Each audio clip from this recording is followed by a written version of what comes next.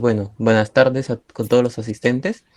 Hoy es la primera sesión de nuestro tercer módulo y el tema que en esta oportunidad nos convoca se titula La prueba desde la perspectiva epistemológica, el carácter probatorio de los elementos de convicción y la importancia de la oralidad en la práctica de la prueba.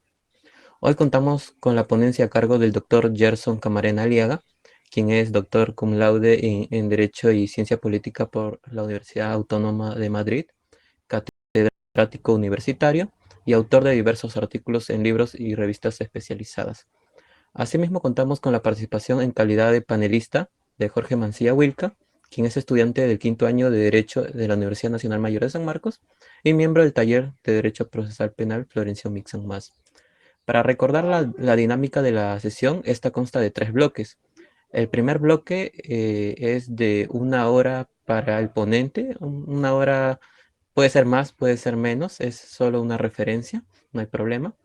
Y 15 minutos puede ser también más o menos para el panelista, para sus respectivos comentarios y o preguntas. Luego tenemos el segundo bloque, que es una ronda de preguntas, donde pueden alzar su mano o escribir su pregunta por el chat. Y finalmente tenemos una ronda libre donde se puedan realizar más preguntas, ¿no?, que hayan surgido en ese ínterin o algunos comentarios adicionales, sin desmedro de las últimas palabras. Sin más preámbulo, le damos el uso de la palabra al doctor Camarena.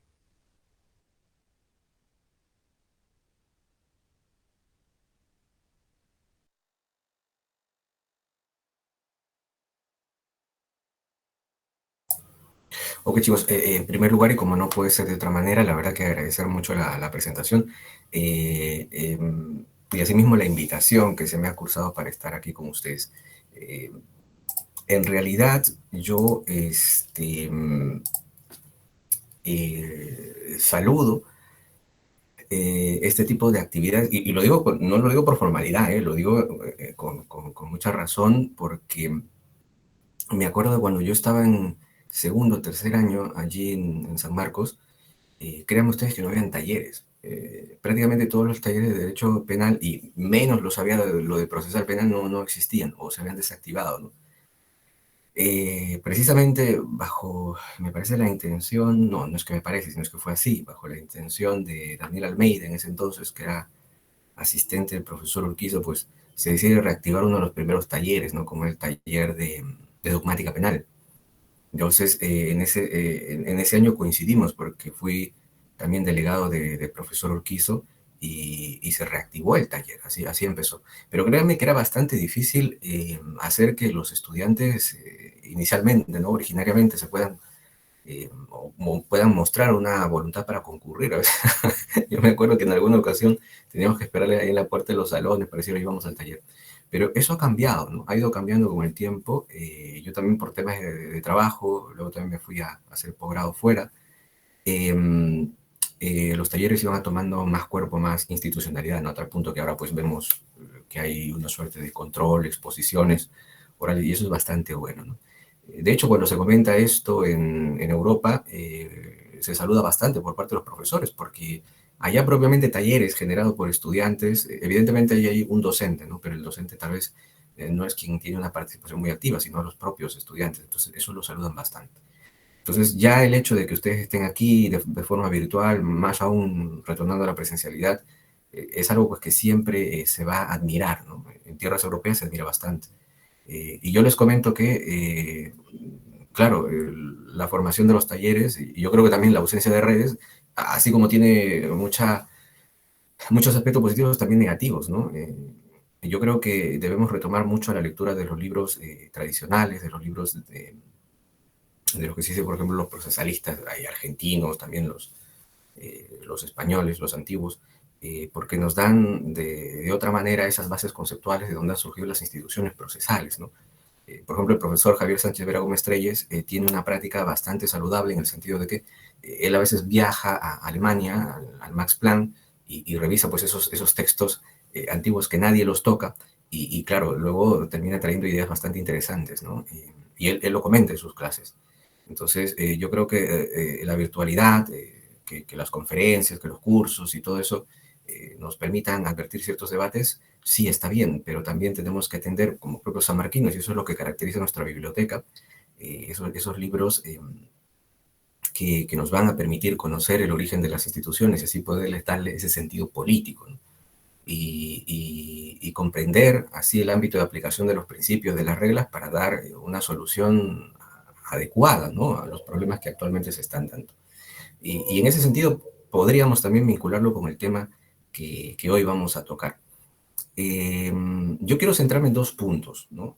Por un lado, yo le denomino pues el carácter probatorio de los elementos de convicción, y esto, claro, en atención a razones epistemológicas. Y en un segundo punto, desarrollando la importancia del principio de oralidad como base para el desarrollo de los otros principios que también van a permitir la generación del conocimiento, y en ese sentido también el desarrollo epistemológico, ¿no?, en el contexto procesal y en el contexto de la actividad probatoria. Entonces, sobre esos dos aspectos quisiera centrarme, pero a modo de introducción, seguramente, pues por una cuestión también general, seguramente ustedes lo saben, tocar esa relación, en todo caso, entre prueba y epistemología, ¿no? De alguna otra manera, tenemos que concebir la idea de que el proceso penal siempre va a ser un procedimiento, un mecanismo para generar conocimiento, ¿no? Porque recordemos que al final el juez, al momento de disponer la sanción penal, es porque está considerando que se ha cumplido un supuesto fáctico, ¿no? Y ese supuesto fáctico, desde luego, tiene que ser acreditado y no puede ser de otra manera, sino es que actuando prueba, ¿no? Y desde luego, si concebimos que la epistemología es la disciplina, y bueno, he hecho una pequeña anotación, es una disciplina que estudia cómo se obtiene el conocimiento, su validez, su naturaleza y origen, claro, a través de la prueba es que estamos estableciendo en el marco del proceso penal razones epistemológicas para acreditar una hipótesis de culpabilidad. Entonces, ahí está la relación, ¿no? Eh, por sentar una idea, ¿no? Por sentar una idea. Y por otra parte, antes este segundo punto era pues muchísimo más discutido, tal vez ahora se está aceptando con mucha más pasividad, diría yo, que bajo la estructura del modelo del proceso penal que tenemos, ¿no? Yo distingo entre sistema y modelo. Sistemas son esas formas pedagógicas que se utilizan en las clases para enseñar el sistema inquisitivo, acusatorio, mixto, etcétera, ¿no? Pero claro, la forma en cómo se materializa ese sistema sería un modelo, ¿no? Cómo el legislador ha plasmado precisamente la estructura del proceso penal en el código, eso es un modelo. Mauricio Duce y Cristian Riego en ese sentido hacen esa distinción y nos ayuda bastante. ¿Por qué? Porque, claro, por un lado, sistema es un concepto teórico, dogmático, estructural e ideológico, pero su forma práctica, su manifestación a través del modelo, nos permite reconocer ciertas características a nuestro proceso penal peruano, ¿no? Y así yo concibo la idea de que estamos en un sistema mixto con una tendencia al acusatorio. No es acusatorio puro. Por propio concepto, no hay modelos puros. Entonces siempre va a ser mixto, con tendencia al acusatorio, y claro, tenemos rasgos adversariales también, porque la herencia precisamente de los sistemas adversariales anglosajones norteamericanos nos ha permitido recoger precisamente, por ejemplo, la concepción de que son dos partes las que debaten, ¿no? La modalidad práctica de la cross-examination, por ejemplo. Entonces, reconociendo eso, es que también, digamos, cristalizamos una serie de ideas que nos permiten concebir que la práctica de la prueba sigue un modelo racional, ¿no? Y no propiamente un concepto persuasivo, ¿no? Y claro, bajo un modelo anglosajón, donde hay tribunales de jurados, claro, importa el desarrollo y la práctica de la prueba, de tal forma que buscamos, desatendiendo los criterios epistemológicos, persuadir, en todo caso, en quienes integran ese tribunal de jurado. Pero eso no estamos buscando en nuestro sistema. En nuestro sistema partimos de la idea de que los jueces sí que han estudiado derecho y lo que ellos piden para motivar su resolución son razones probatorias muy vinculadas con criterios epistemológicos para justificar, ¿no? En ese sentido, si fuese el caso, también la hipótesis de culpabilidad. Entonces, esto es lo que nos permite comprender la necesidad de esa aproximación, por un lado, entre prueba y epistemología, ¿no?, en el contexto del desarrollo de un proceso penal. Irremediablemente, seguramente ustedes están concibiendo la necesidad de hablar también de la teoría de los estándares. Yo no quisiera detener mucho aquí, no es tampoco el objeto que pretendo desarrollar, pero Claro, tal vez el máximo ponente en los últimos años ha sido Ferrer, Jordi Ferrer, ¿no? Y, entonces, claro, ha tenido también una reciente publicación donde establece la necesidad de los estándares y hay que coincidir con ello. El problema está en cómo materializamos objetivamente esos estándares, ¿no? De hecho, en alguna conferencia también hizo referencia a que Perú, a través de la Corte Suprema, ha sentado posiciones jurisprudenciales sobre los estándares, ¿no? Y la verdad, yo no sé si propiamente esto lo sea, ¿no? Porque bajo sus propios criterios, si ustedes leen, claro, la sentencia plenaria 1 2017 y la otra que también ha permitido dibujar estos niveles de sospecha, realmente cumplirían los criterios de los estándares o los umbrales probatorios que él está precisamente sugiriendo, ¿no? A nivel legislativo que sean incorporados en todo sistema procesal de valoración, ¿no? Ojo, esto no es estrictamente para el proceso penal, ¿no? Recuerden también que cuando se ha intentado explicar esto, eh, la Corte Suprema ha dicho pues, que esto es de origen alemán, ¿no? Pero cuando uno revisa las fuentes alemanas, y esto a razón de un texto que se va a publicar próximamente, una colega que es Liz, también samarquina, fue, me parece, parte de la segunda generación del taller de dogmática penal, está en el Max Planck, y precisamente ha hecho un análisis de esto, ¿no? Bueno, estoy adelantando aquí un poquito de lo que se va a publicar, pero ella advierte pues que, claro, en el sistema alemán, si hablamos de estándares de prueba, esto es para el ámbito civil, no es propiamente para el estándar, para el ámbito de proceso penal.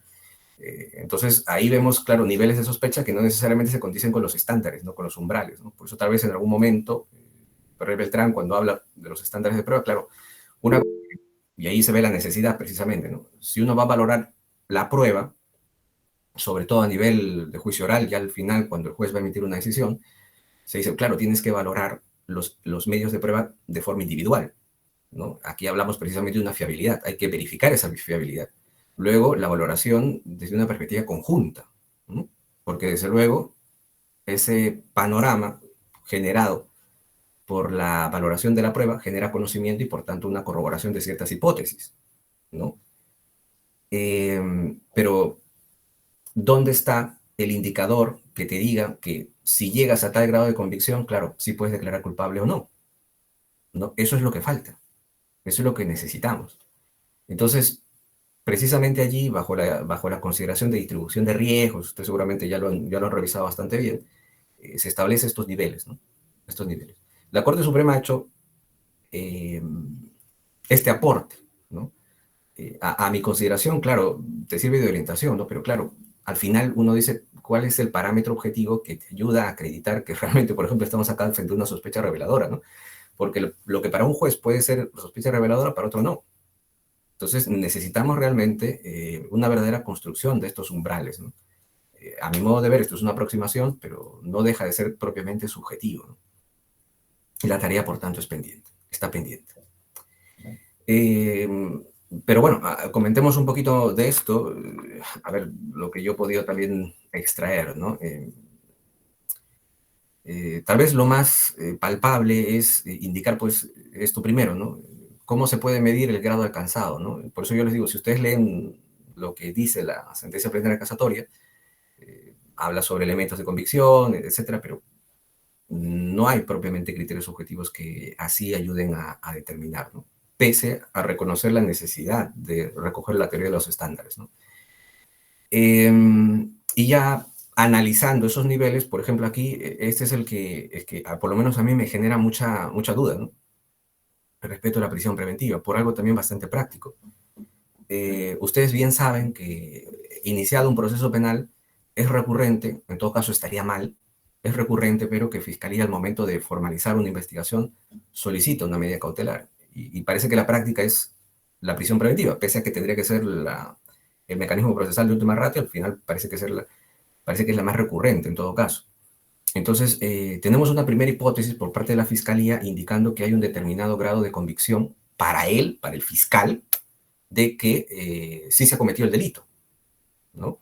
Pero claro, ¿qué es lo que se está pidiendo aquí? De acuerdo a la Corte Suprema, una sospecha grave más allá que la de la acusación, es decir, por encima de la acusación. O sea, el fiscal está diciendo que yo he llegado a un grado de convicción de que se ha cometido el delito por encima de la acusación. ¿Se dan cuenta? Y si el juez al final decide la imposición de esa medida, también está concluyendo que se ha llegado, por lo menos a nivel procesal, a un nivel de sospecha mayor al de la acusación. Entonces, a nivel fiscal y a nivel jurisdiccional se ha determinado un grado de conocimiento específico que está por encima de la acusación. Lo que uno entendería lógicamente a partir de este primer estadio es que si te conceden la prisión preventiva, no faltaría mucho para que acuses. Porque si ya a nivel fiscal y a nivel jurisdiccional has llegado a un grado de convicción superior a la acusación, claro, tendrías que acusar, porque ha sido validado también por el orden jurisdiccional. Entonces, claro, uno podría decir, la prisión preventiva tendría en todo caso que estar por debajo de la sospecha suficiente de la acusación, ¿o no? Porque ¿qué es lo que vemos en la práctica? Te conceden la prisión preventiva y luego 2, 3 años sigues investigando y todavía no acusas. Entonces, realmente se ha llegado a un grado de convicción. Precisamente ese es el problema de no tener estándares establecidos de forma objetiva, ¿no? Y esta sería una tarea pendiente y yo creo que bastante difícil también de establecer. Pero por otra parte, me permite también sugerir otro aspecto, ¿no? Tal vez no muy tocado, pero creo que sí es importante. Porque cuando hablamos de prisión preventiva, nuestro estatuto procesal penal habla de medidas de coerción, de medidas de coerción. Pero si nosotros vemos qué integran las medidas de coerción, no solamente van a ser las medidas cautelares, como son las prisión preventiva, sino también las medidas anticipadas, ¿no? Y ustedes seguramente bien comprenden que son medidas totalmente distintas. Y vamos a trabajar sobre las medidas cautelares reales que nos permiten ejemplificar un poquito más, ¿eh?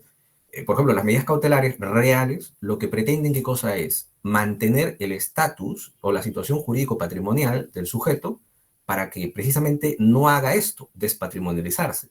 Porque vamos a cautelar el proceso penal frente a una posible sentencia de condena en el extremo civil, porque si eso en efecto es así, establece obligaciones pecuniarias que luego tienen que ejecutarse. Pero si el sujeto se ha despatrimonializado, ¿sobre qué se va a ejecutar? Entonces dictamos medidas cautelares, ¿para qué? Para cautelar precisamente esa situación jurídico-patrimonial, de tal manera que cuando se emite una sentencia penal en el extremo civil y que establezca obligaciones pecuniarias, se puede ejecutar esas medidas cautelares.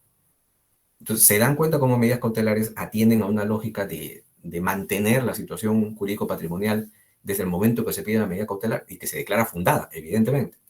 Pero las medidas anticipadas tienen otra lógica distinta.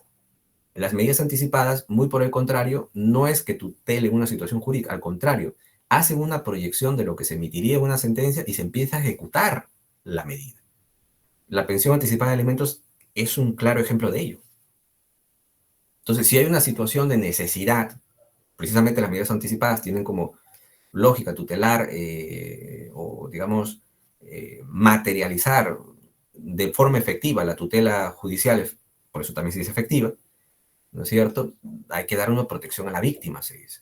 Y no vas a esperar a que se emita una sentencia para garantizarle esas reparaciones económicas, ¿no? Imaginémonos, en un accidente de tránsito, una persona ha sido lesionada, ¿no? por un conductor en estado de ebriedad y, claro, necesita atención médica urgente. Si disponemos medidas cautelares en ese sentido, tendría que esperar esta persona a que se emita la sentencia, que cuando se emitirá también, y ahí recién en la sentencia se dispondrá las obligaciones patrimoniales al culpable para que le indemnice pues a esa persona, ¿no? Pero claro, esa persona, producto del atropello, pudo, desde luego, si no tiene un tratamiento adecuado, urgente, pudo haber derivado esos daños en otros o agravarse esos daños. Por eso es que se considera que la tutela judicial efectiva también tiene incidencia con las medidas anticipadas. ¿Qué implica esto? No vamos a esperar pues usar las medidas cautelares, no.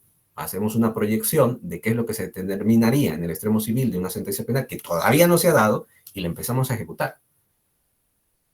Entonces, ¿qué es más gravoso, las medidas cautelares o las medidas anticipadas? Las medidas anticipadas, lógicamente. Entonces, si esto es así, el grado de aflicción de derechos fundamentales en el ámbito del proceso penal, que se entiende que es legítimo porque hay medidas proporcionalmente aceptadas, son las medidas anticipadas frente a las medidas cautelares. Entonces, en la doctrina, cuando se diferencia medidas cautelares y medidas anticipadas, se dice, las medidas anticipadas, claro, tienen una lógica en teoría general de medidas cautelares, el fumus, la apariencia. Pero cuando vamos a disponer medidas anticipadas, tenemos que llegar a una lógica mucho mayor, a un grado de convicción mucho mayor, como es la cuasi certeza. Por eso es que tal vez, desde un punto de vista dogmático, no digo que en el sentido político-criminal sea así, pero desde un punto de vista dogmático, las medidas cautelares tendrían que ubicarse aquí y las medidas anticipadas aquí.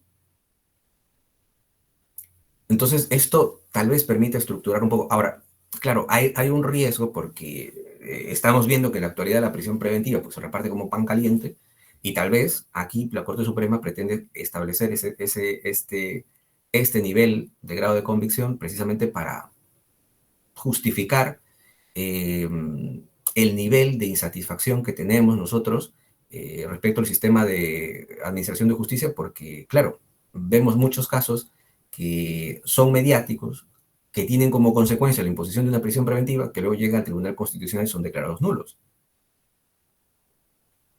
Pero, claro, tenemos una posición dogmática, a mi consideración, que nos permite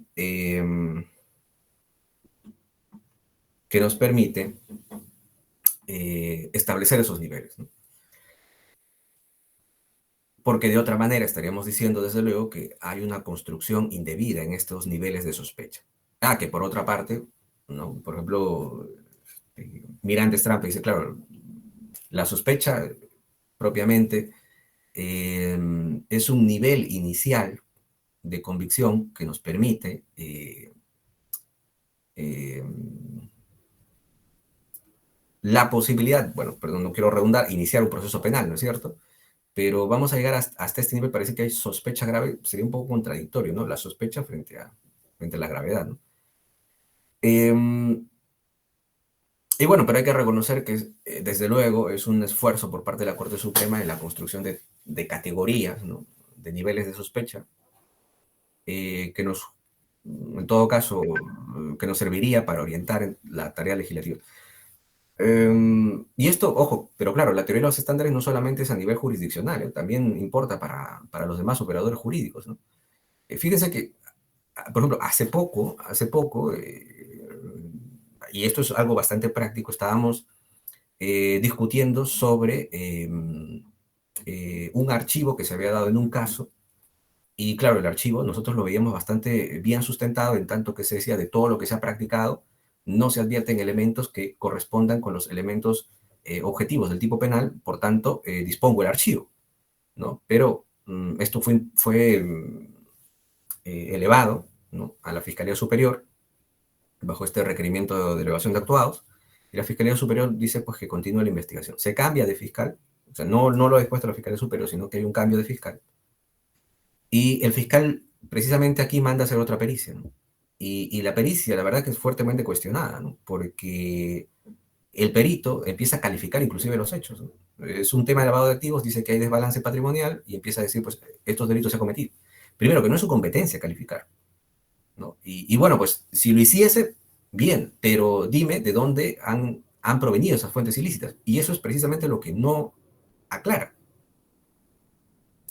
Entonces, uno puede decir, desde la perspectiva, por ejemplo, de la defensa, claro, cuál es el umbral sobre el cual el fiscal puede disponer o no la formalización, porque no queremos ver eso.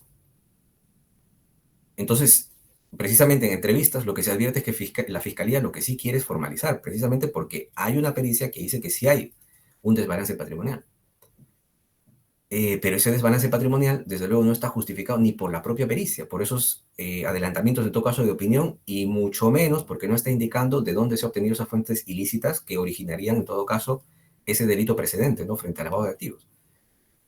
Entonces, desde un punto de vista, digamos, acá bajo estos criterios, diremos, pues realmente hay una sospecha reveladora, o sea, para la fiscalía, han tenido un primer archivo. Basta la pericia donde no se esclarece ni siquiera la fuente ilícita del dinero para decir que hay una sospecha reveladora, ¿no? Claro, aquí entra en juego, por ejemplo, otros principios como el indubio pro societate.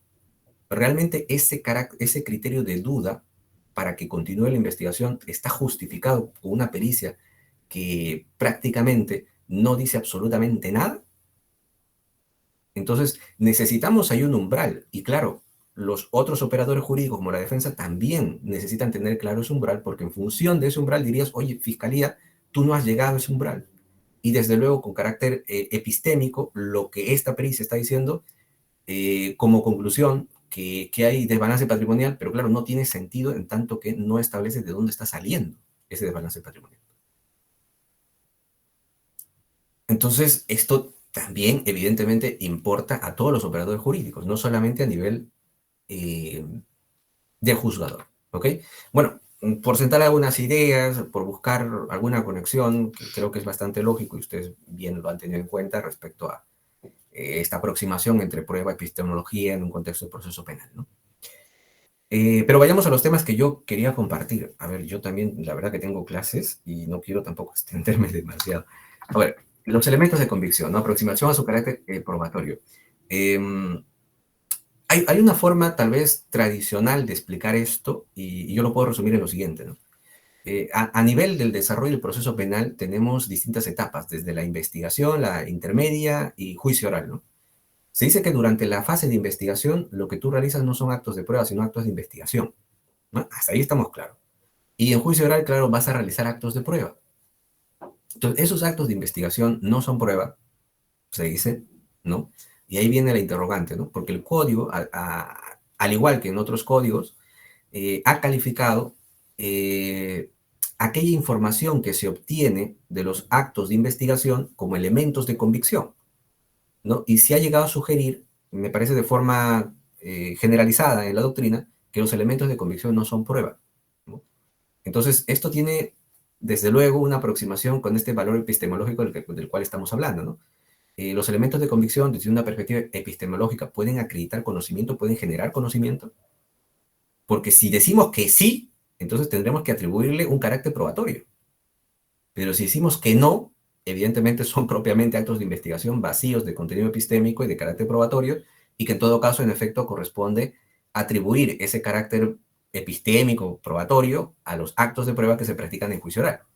Entonces, más allá de este deslinde lógico conceptual, habría que ver cómo se desarrolla la práctica y en atención precisamente a lo real y lo práctico, decir si realmente podemos hablar aquí de que los elementos de convicción tienen o no tienen ese carácter probatorio.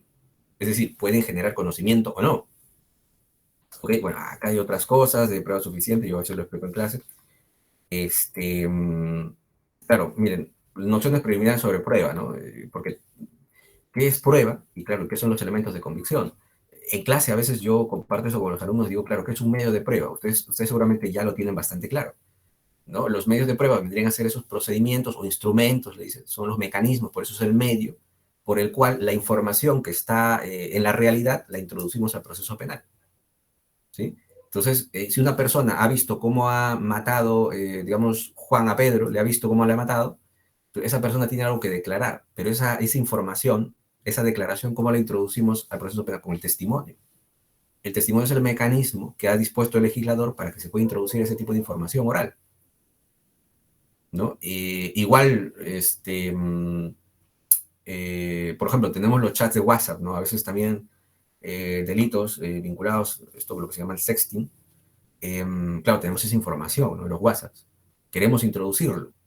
Entonces, ¿cómo llevamos esa información al ámbito del proceso penal? Bajo el documento, ¿no? Propiamente un documento electrónico. Entonces, los medios de prueba, pues, son esos instrumentos, esos mecanismos, esos procedimientos establecidos por el legislador para introducir la información. Luego, la acción de, bueno, a eso se le denomina prueba, a veces se dice, ¿no? Ahí está la prueba, dicen, ¿no? Ahí está la prueba, pero se refieren a esos medios de prueba, concretamente. Luego, se recurre a esto, ¿no? La acción de probar, es decir, la prueba, por ejemplo, en el ámbito de juicio oral, ¿no? Dice, se está practicando la prueba, ¿no? Es que se está realizando un interrogatorio y un contra, ¿no? Se está practicando la prueba. Entonces se refiere a prueba precisamente al acto de probar. Y finalmente al resultado probatorio, ¿no? Es decir, cuando el juez ya valoró y emite una decisión, esa decisión la tiene que justificar, la motiva. Y al momento de motivar, va a decir, esto es prueba, lo que me han presentado tal y cual sujeto procesal, y lo otro no es prueba, porque no ha generado precisamente convicción en mí para nada. Pero lo que sí ha generado, eso sí es prueba y lo otro no. Entonces, vemos allí también que se puede utilizar ese concepto de prueba. Lo regular en los textos, en los libros, es que se identifique la prueba bajo este primer concepto, ¿no? Bueno, acá están algunas definiciones, pero bueno. Ahora vayamos al tema de los elementos de convicción. Lo que ya he anticipado, bueno, este es el proceso penal, ustedes bien lo saben, investigación preparatoria, ¿ok? Están las etapas, los sujetos procesales, vienen pues aquí las principales disposiciones, los requerimientos, ¿no? Autos y finalmente la sentencia, ¿ok? Se dice que los elementos de prueba se estarían originando aquí en principio en la etapa de juicio oral, ¿no? Pero claro, ese concepto de elemento de prueba tiene que estar circunscrito al procedimiento probatorio. Y el procedimiento probatorio no se circunscribe a la práctica y valoración de la prueba, porque antes de la práctica y la valoración está la proposición y la admisión del medio de prueba. ¿Sí o no? Por eso es que, si es que hablamos de elementos de prueba, tendríamos que también circunscribirlo a la fase intermedia, ¿no? Porque es aquí, con el requerimiento acusatorio, donde se propone la prueba. Y esto tiene un claro destino a su práctica en juicio oral. Por eso lo estás proponiendo. Por eso forma parte de ese procedimiento probatorio. Podríamos hablar ahí de elemento de prueba, donde lo estás proponiendo. Las demás partes, evidentemente, también hacen la propuesta probatoria y el juez de investigación preparatoria en la audiencia preliminar, ¿no?, como una suerte de tercer control respecto de la prueba, determinará cuál es la pertinente, útil y conducente, ¿no? Entonces, el procedimiento probatorio determinaría, ¿no?, hablar propiamente de elementos de prueba, desde la proposición, admisión, práctica y luego su valoración, ¿ok?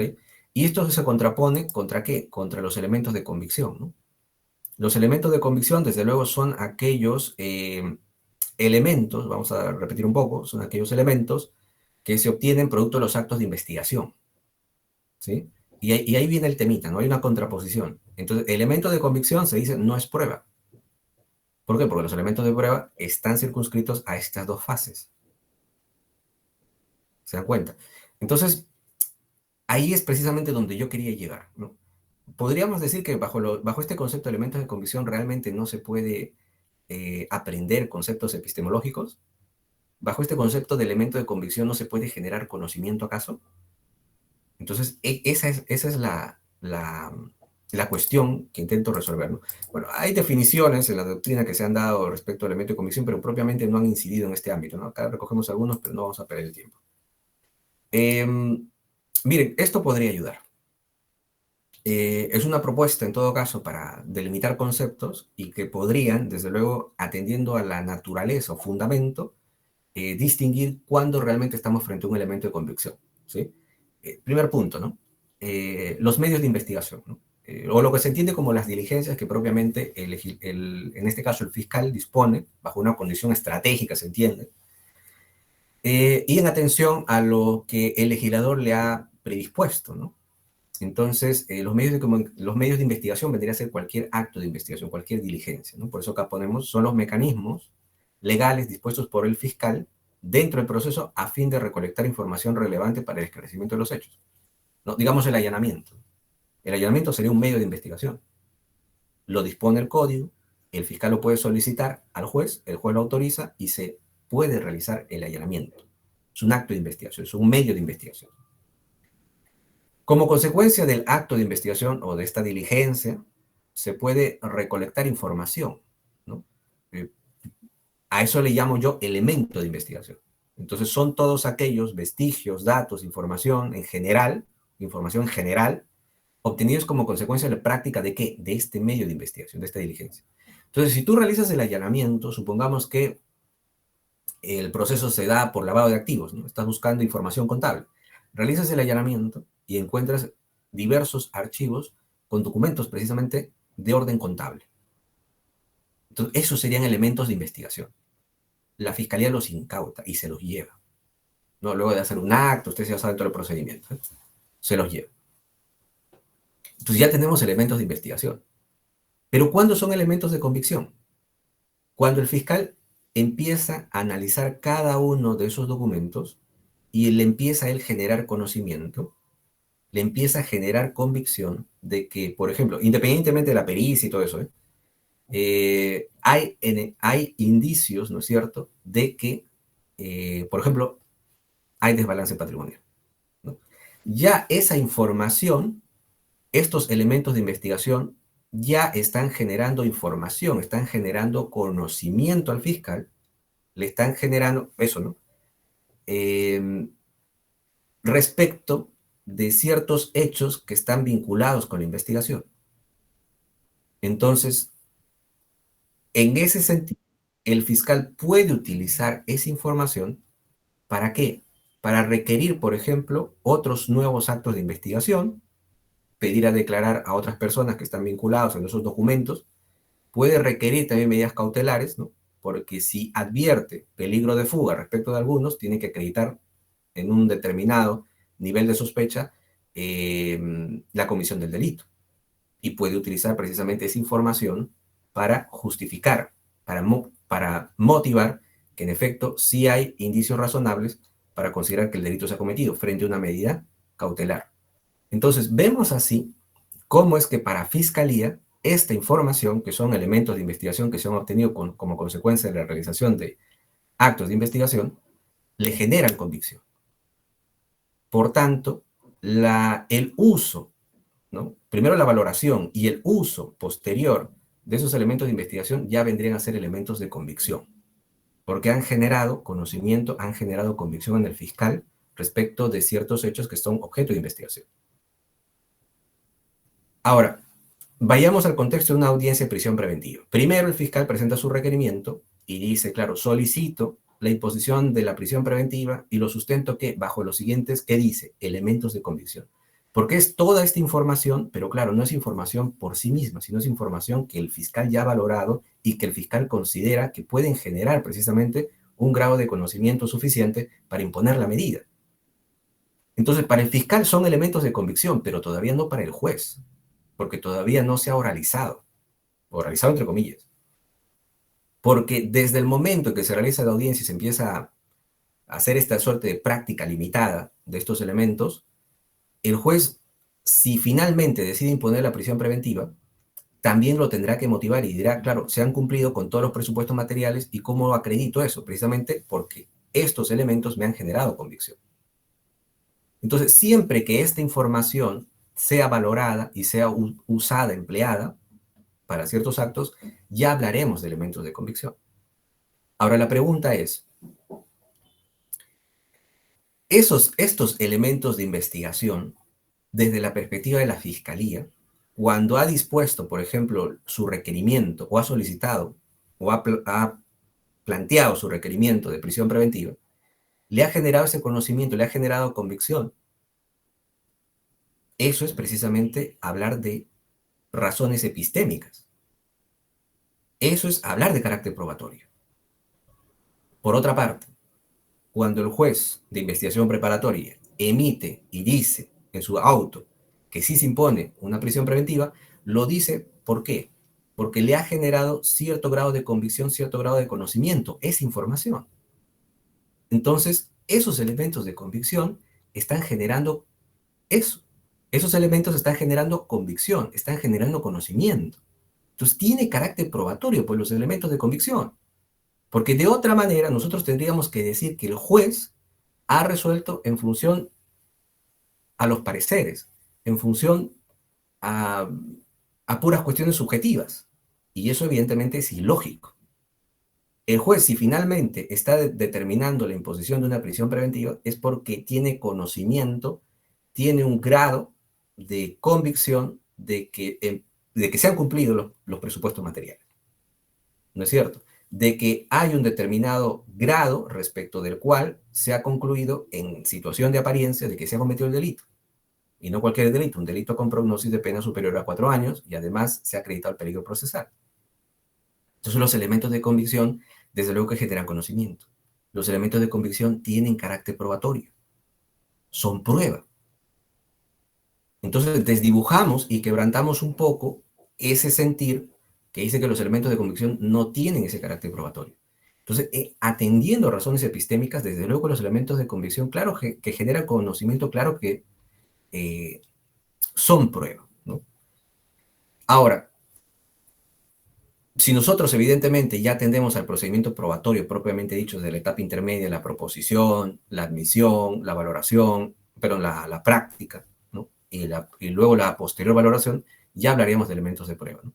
Pero eso no implica pues que los elementos de convicción no tengan ese carácter probatorio. Eh, claro, entonces, por tanto, una primera división, ¿no? Sería elementos de convicción, claro, durante la investigación preparatoria, ¿no?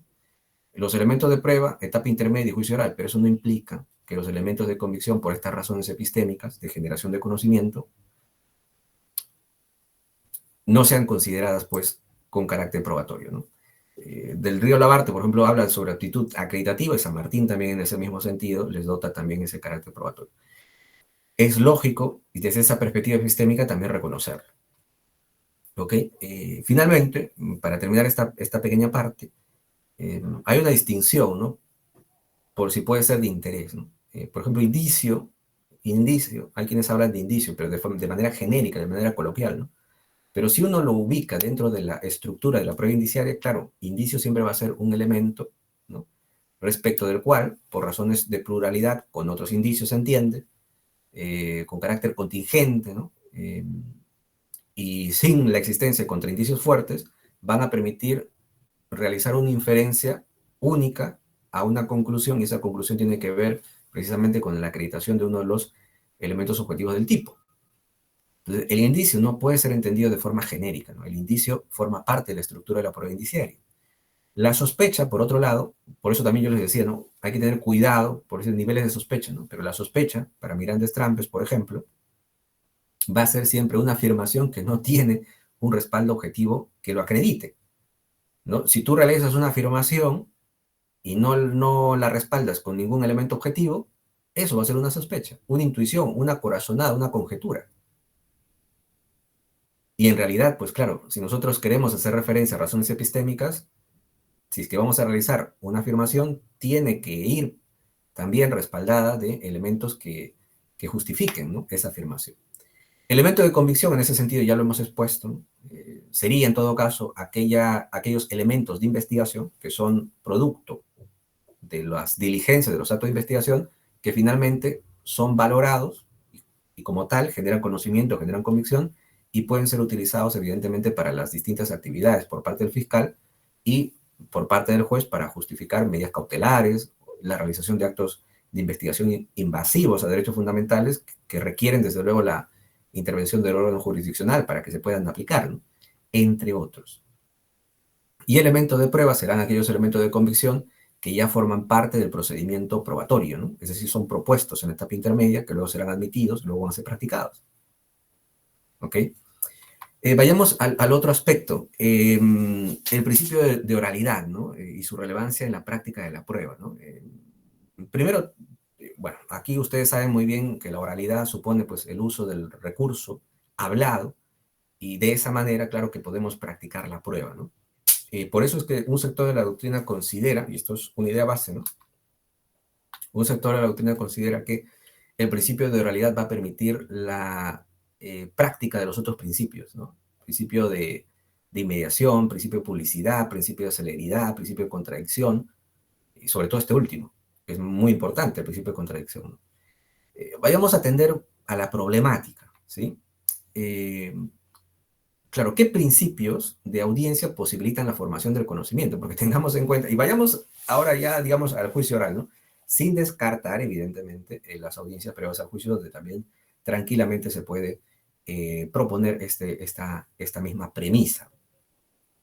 Miren, chicos, en la audiencia de juicio oral va a haber esta segunda etapa, ¿no?, del juicio oral, como es la práctica de la prueba.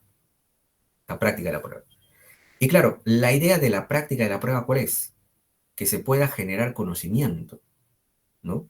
Para que el juez, evidentemente, en atención a ese conocimiento, pueda decidir entre las distintas hipótesis que puedan surgir frente a los hechos que están siendo objeto de acusación. Y ahí también estará la hipótesis de culpabilidad, ¿sí? Entonces, hay ciertos principios que rodean la práctica dentro del juicio oral que van a permitir esa formación del conocimiento, ¿sí? Podemos nosotros referir precisamente a la oralidad, ¿no? Y por eso también les comentaba, es el principio base, respecto al cual se pueden hablar los demás. Entonces, el hecho de que haya oralidad, claro que permite, por ejemplo, la publicidad, ¿no? La publicidad, porque lo contrario sería el secreto, ¿no? Frente al secreto, las demás partes no se pueden dar enteradas qué es lo que se está actuando y no podrían ejercer el derecho de defensa. Entonces, bajo el criterio de la oralidad sí que se permite también la publicidad, la concentración, la inmediación sobre todo, ¿no? Y eso es de lo que vamos a hablar también, y además de la contradicción. La contradicción no se... A ver, si uno quiere clasificar también esto, eh, principios de procedimiento, ustedes bien saben, que suponen aquellos criterios que van a indicar cómo es que se tienen que suceder los actos procesales, ¿no es cierto?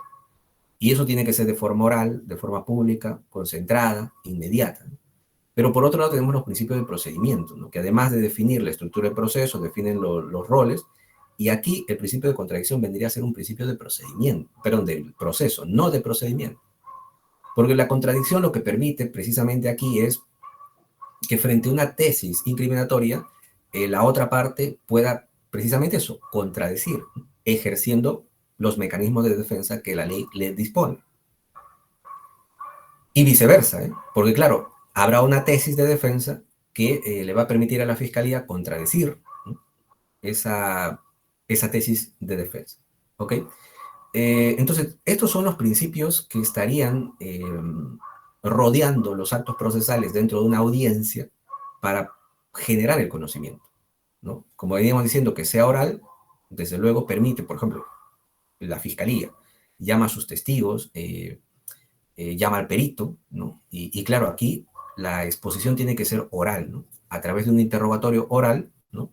Y público, ¿sí? Público para las demás partes, lo que va a permitir es que, en efecto, la contraparte también pueda contrainterrogar, por ejemplo. Ahí se manifiesta la contradicción, ¿no? ¿Por qué? Porque al ser oral ha permitido la publicidad y la otra parte se da enterada, desde luego, de qué es lo que se está generando como información, de tal manera que en atención a su estrategia de defensa puede reaccionar y dará el contra, ¿no? Observando cuestiones vinculadas a la credibilidad del testigo, del perito, en cuanto al testigo, el propio relato, si hay contradicciones, si hay razones que son plenamente ilógicas, o por parte del perito el procedimiento que ha utilizado no es el más adecuado, o las conclusiones no se desprenden del procedimiento. Eso es lo que permite precisamente la oralidad, la publicidad con respecto al contradictorio, ¿no? Asimismo hablamos de concentración, ¿no? Durante el desarrollo de las distintas sesiones. Recuerden, el juicio oral es único, las sesiones son varias. Dentro de las sesiones, claro, importa mucho esa concentración vinculada con la economía procesal, ¿no? Y la inmediación, ¿no? Que puede ser, bueno, esto también lo vamos a comentar más adelante, que puede ser entendida como la proximidad que tiene, en este caso, el juzgador con respecto a la actividad probatoria, ¿no? Y por otra parte, no hay que descartar la de los otros operadores jurídicos, ¿no? Porque claro, si el fiscal está oralizando y en ese sentido públicamente la prueba, el testimonio, ¿no? El testimonio a través de un contrainterrogatorio, claro, es importante que el juez pueda presenciar esa práctica, ¿no? Porque así se genera también el conocimiento. ¿Mm? La otra parte, desde luego, también toma conocimiento de lo que está brindando información ese testigo de cargo y, claro, luego, ejerciendo el derecho de defensa, va a contradecir, ¿no? Entonces, todos estos elementos permiten que dentro del juicio oral se pueda gestar un ambiente adecuado para la generación del conocimiento a través de la práctica de la prueba. Esas precisamente serían las bases epistémicas de la actividad probatoria. Entonces, el proceso penal supone ya por sí mismo la generación de conocimiento para la emisión de una decisión, lo que veníamos diciendo en un inicio, ¿no?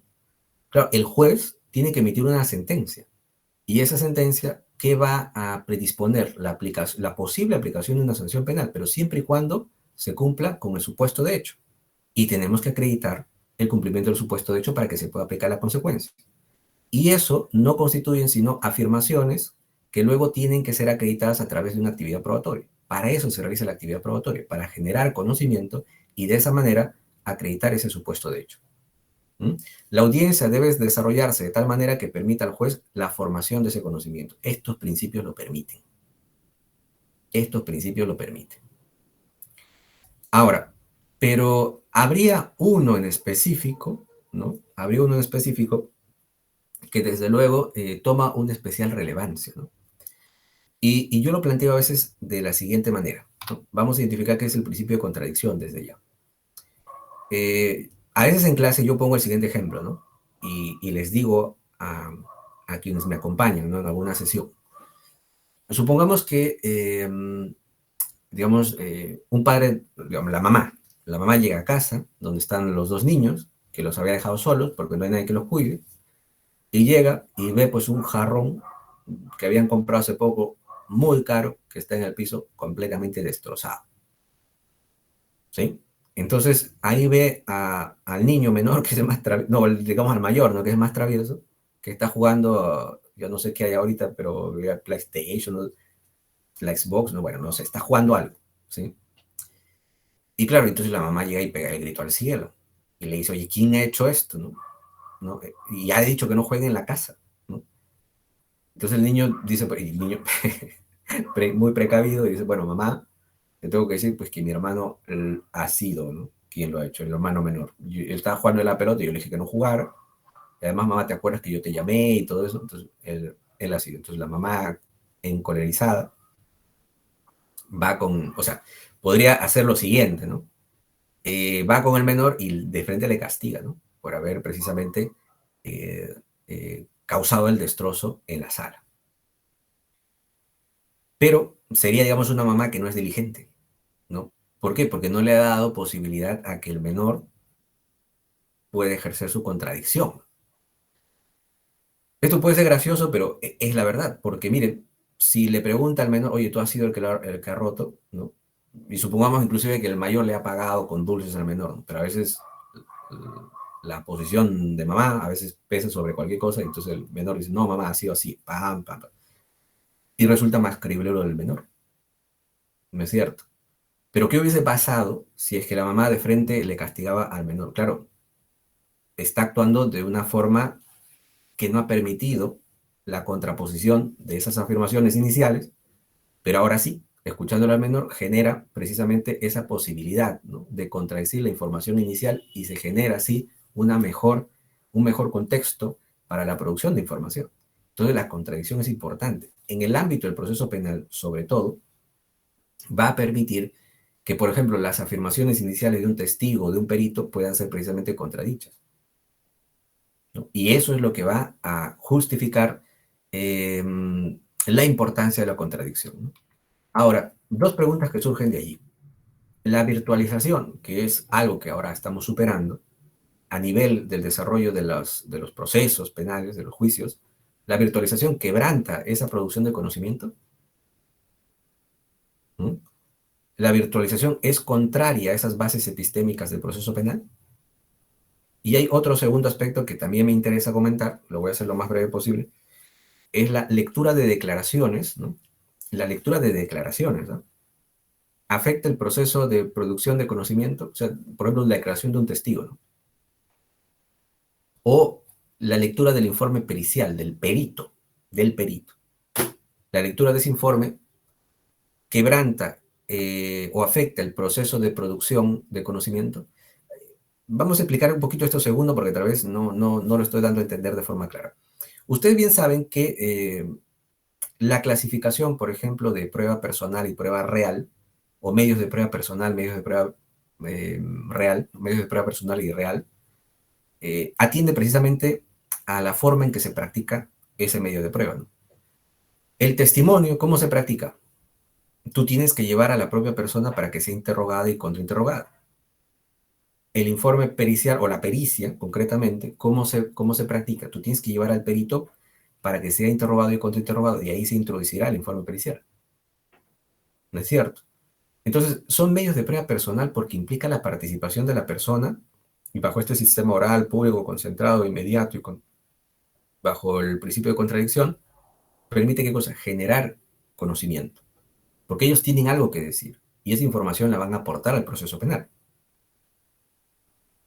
Entonces, si la modalidad en que se tiene que practicar el testimonio y la pericia es de tipo personal, luego tú podrías darle el mismo valor probatorio, epistémico, a la lectura de su declaración testimonial que le ha dado en la investigación, en la fase de investigación, o en todo caso, a la lectura de ese informe pericial sin llamar al perito para que lo explique, o sea, la mera lectura. Entonces, la lectura de estos documentos, porque es un testimonio documentado, el informe pericial es un documento, es la forma correcta a través de la lectura, o sea, es la forma correcta de producir conocimiento a través de la lectura de estos documentos y no propiamente llamando al testigo y al perito a declarar, ¿no? Entonces, sobre esos dos aspectos quiero tratar. Empecemos con la virtualización del proceso, ¿no? O de las audiencias, ¿no?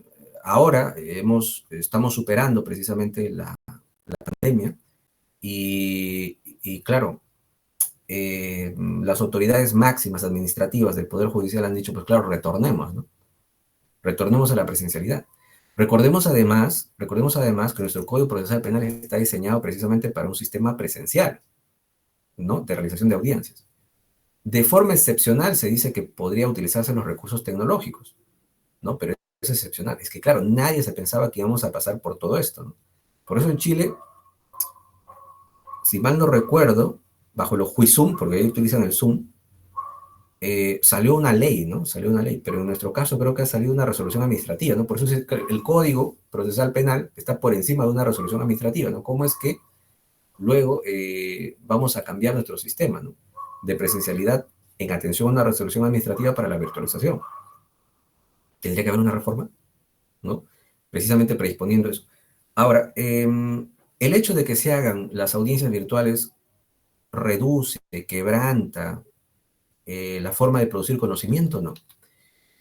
Primer punto, ¿no? La oralidad es el principio base, lo que veníamos diciendo, que permite la práctica de los otros principios, ¿no?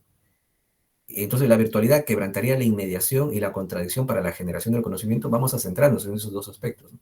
Y seguramente ustedes ya lo tienen bastante claro.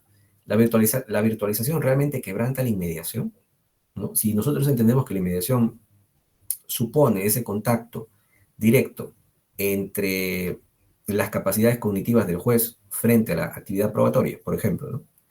Y la contradicción, claro, frente a determinados actos realizados por el Ministerio Público, que la otra parte pueda contradecir, ejerciendo los mecanismos legales que ha dispuesto el legislador, ¿son afectados ambos conceptos por la virtualización o no? Acá no es, a ver, acá hay información bastante interesante para mí, pero vamos a resumirlo, ¿sí? La inmediación, ¿no? Es un principio procedimental, ¿no? Que exige el contacto directo del juzgador y de las demás partes con la actividad probatoria para garantizar el proceso de comunicación, ¿no? Y de este modo el proceso de cognición de todos ellos durante el desarrollo de la audiencia, ¿no? Entonces, realmente aquí la virtualización afecta a la inmediación. Aquí hay que entender que, claro, la inmediación, creo que está por aquí, acá. Aquí, leamos el fundamento. Vamos a saltar un poquito, ¿eh? Vamos a saltar un poquito. La inmediación, pues, vamos a entenderla como principio de procedimiento y así como un instrumento para garantizar, evidentemente, el proceso de conocimiento, la generación de información. Pero no es un presupuesto para la construcción de esa información, ¿sí? Como sí sería, por ejemplo, la contradicción. La inmediación, en realidad, lo que va a permitir es la proximidad que tiene en este caso el juzgador o los demás sujetos procesales con la actividad probatoria. Y eso puede hacerse tanto de forma física o presencial, ¿no? Como de forma virtual, ¿sí? De tal manera que la virtualidad solamente sería un método o una forma en cómo también se puede garantizar la inmediación. La inmediación, desde luego, puede ser presencial o virtual, ¿no? Ahora, hay quienes objetan tal vez esta concepción porque dicen, no, la inmediación permitiría también concebir si es que, o bueno, advertir si es que el testigo miente o no miente, porque el contacto directo bajo la presencialidad al juez le permitiría, por ejemplo, ver si ese sujeto o si el testigo, por ejemplo, está sudando, está nervioso, está mirando hacia arriba y todas esas características, ¿no? El nerviosismo. Pero claro, por ejemplo, aquí San Martín me parece que ha dejado bastante bien claro este aspecto. Dice, nuestros jueces, desde un punto de vista formal, jurídico, lo que tienen que analizar qué cosa es la estructura lógica de la alegación, de los argumentos, ¿no? Las contradicciones en ese sentido que puedan surgir, ¿no? Eso es lo que puede analizar un juez. Pero el juez no es precisamente un psicólogo bajo una perspectiva conductista para determinar si la razón de su nerviosismo es precisamente porque está mintiendo. Fíjense que a veces que el proceso penal para ciudadanos de a pie, y sobre todo una audiencia, puede representar un rito formal, de tal manera que eso puede ser lo que le causa ese nerviosismo, ¿no? Estar frente a autoridades, frente al juez, frente al fiscal, puede representar cierto grado de intimidación. De tal manera que no mira directo al juez o al fiscal o a quien fuese, ¿no? Y además, el nerviosismo, por ejemplo, en caso de las víctimas o de algunos testigos, puede ser por temor al propio acusado que está allí. Que está allí. Entonces, el juez pues, no, en ninguna manera pues, va a saber cuál es la razón de ese nerviosismo. Entonces, no le podemos atribuir al juez ese tipo de labores. Porque, primero, no lo corresponden y dos, porque no va a poder hacerlo. Lo que sí exige la inmediación es que el juez pueda evidentemente valorar la estructura argumentativa de quien está declarando. Si es lógico lo que está declarando, si es coherente, si hay contradicciones o no. Entonces, si concebimos de esa manera racional el principio de inmediación para la generación de conocimiento, da igual, bueno, no da tanto igual, pero hay que tener en cuenta que es posible que sea tanto presencial como virtual. Entonces, la virtualidad simplemente va a ser un instrumento que garantice el proceso comunicativo inmediato. Y en ese sentido va a también garantizar la generación del conocimiento, ¿no? Pero no es un presupuesto para que se genere la propia información. ¿Ok? Ahora, esto implica también tener en cuenta ciertas garantías, ¿no? Y la inmediación las exigiría. Que por lo menos el recurso tecnológico que se esté utilizando garantice ese proceso comunicativo de manera fluida y eficaz. ¿No es cierto? Porque claro, tú no podrías valorar la declaración de una persona si es que se está entrecortando o si es que ese programa se cayó.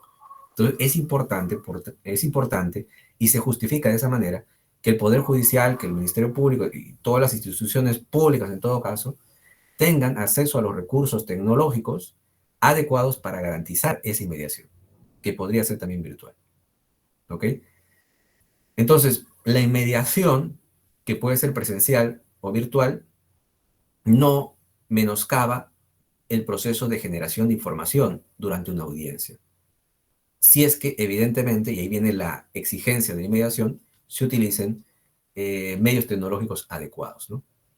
¿En qué casos requerirías una inmediación física y una inmediación virtual? Bueno, se han ido trabajando, y me parece que hace poco también en la Sala Penal Nacional o la Corte Penal Nacional se han dictado algunos parámetros, ¿no? Porque claro, se está viendo la necesidad de algunas audiencias que se puedan practicar de forma presencial. Pero en cierto modo, como venimos diciendo, no se está quebrantando la inmediación, ¿sí? No se está quebrantando la inmediación, y en ese sentido tampoco se está quebrantando la posibilidad de generar conocimiento, ¿no? Pero lo que, por ejemplo, el CEJA ha propuesto a inicios de pandemia es lo siguiente, ¿no?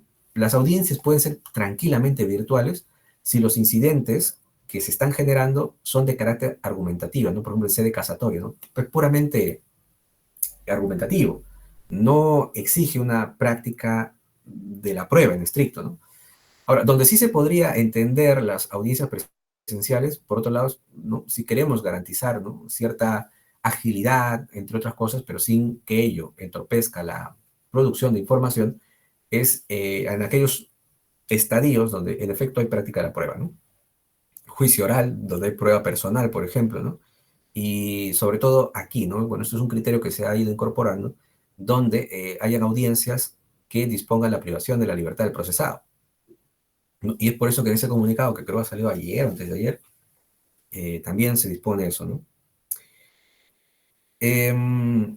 Y claro, pueden haber también juicios híbridos, ¿no? Donde, por ejemplo, todos los sujetos no estén necesariamente de forma presencial en la audiencia, ¿no? Porque recuerden, por ejemplo, en aquellos casos de organizaciones criminales que involucran muchos delitos, muchos investigados también, eh, se empieza a practicar la prueba en atención a ciertos acusados, ¿no?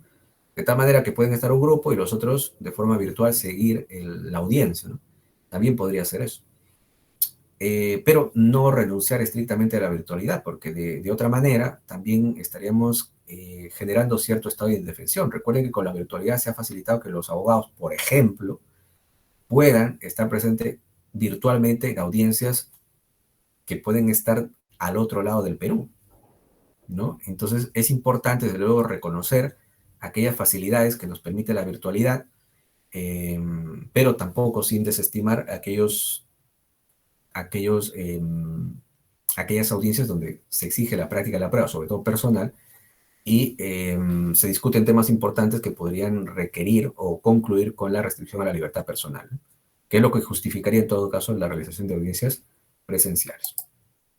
Ok, ahora, respecto al principio de contradicción, ya prácticamente lo hemos visto, ¿no? El principio de contradicción en la producción de la prueba es importantísimo, porque de nada sirve que el juez escuche únicamente las propuestas del fiscal y la defensa no pueda ejercer contradicción alguna, ¿no? Por eso es que el principio de contradicción se entiende que forma parte del derecho de defensa también. Y la contradicción, en ese sentido, es un instrumento útil dentro del proceso penal para generar esa información, ¿ok? Entonces, estamos claros ahí. Bueno, vamos a pasar esto también. Eh, Ujú. La prueba personal, ¿no? Que se practica mediante la lectura. Ya es el segundo tema que yo les estaba comentando que me gustaría tratar, ¿no? Podremos hacer la siguiente interrogante, ¿no? ¿Tiene el mismo valor probatorio, es decir, genera el mismo nivel de conocimiento, ¿no? ¿Tiene el mismo valor probatorio la prueba personal que se practica con el contradictorio frente, claro, con el contradictorio, quiere decir, pues, ¿no? De forma oral, pública, contradictoria, ¿no? Frente a aquella otra práctica de esa misma prueba personal con la lectura, por ejemplo, el testimonio del informe pericial, ¿no? Uy, acá me ha fallado. Sí, ya, vamos a ponerlo así. Miren, el Código Procesal Penal establece en el artículo 383 la lectura de documentos, ¿no? Y miren lo que dice el literal C. Los informes o dictámenes periciales, ¿sí? Los informes o dictámenes periciales, vamos acá, así como las actas de examen de debate pericial actuadas por la concurrencia o el debido emplazamiento de las partes, siempre que el perito, aquí está, siempre que el perito no hubiese podido concurrir al juicio por fallecimiento, enfermedad, ausencia del lugar de residencia, desconocimiento de su paradero o por causas independientes a la voluntad de las partes, es decir, el perito no está o no puede concurrir, ¿no? Pero ojo, él ha emitido un informe pericial, ¿eh? Y ya hemos dicho que la pericia que es un medio de prueba personal. Tú tienes que llamar al perito para que a través de un interrogatorio y contra pueda brindar información. Y ahí también introducirás, ¿qué cosa? El informe pericial. Entonces, no es lo mismo que interrogar al perito para que te explique que simplemente leer el informe. Pero ¿qué es lo que te está diciendo el literal C de este artículo 383? Los informes, ¿no? Se podrán leer, ¿no? Siempre que el perito no esté por A o por B, ¿no? También se darán lectura a los dictámenes producidos por comisión, exhorto e informe, ¿no? Entonces, la lectura de documentos se van a dar precisamente en este tipo de supuestos. Por otra parte, aquí tenemos, ¿no? Las actas conteniendo la declaración de los testigos, actuadas mediante exhorto, también serán leídas las declaraciones prestadas ante el fiscal con la concurrencia o debido emplazamiento de las partes, siempre que se den las condiciones previstas en el literal anterior, que es este, ¿no? Entonces, aquí lo que se está, por ejemplo, acá dice, la lectura de documentos, ¿no? Se puede leer los documentos en estos dos supuestos, ¿no? Con esto lo que está diciendo, que los medios de prueba personal, que se tienen que practicar precisamente con la participación de los sujetos, ¿eh? En caso de estos supuestos excepcionales, permiten la lectura. Permiten la lectura. Entonces, aquí había que establecer dos supuestos. Por un lado, el supuesto donde como medio de prueba personal, claro, la practicamos, oral, pública, contradictoria, y sobre todo la contradicción, ¿no? Entonces, llamamos a ese testigo, llamamos a ese perito, y a través de un interrogatorio, pues, brindarán información, y la otra parte contrainterrogará. Ejerce el derecho a contradicción, ¿no? Eso sería lo adecuado. Pero bajo estos literales, lo que está diciendo es, oye, claro, si no se puede, lee nomás, lee nomás.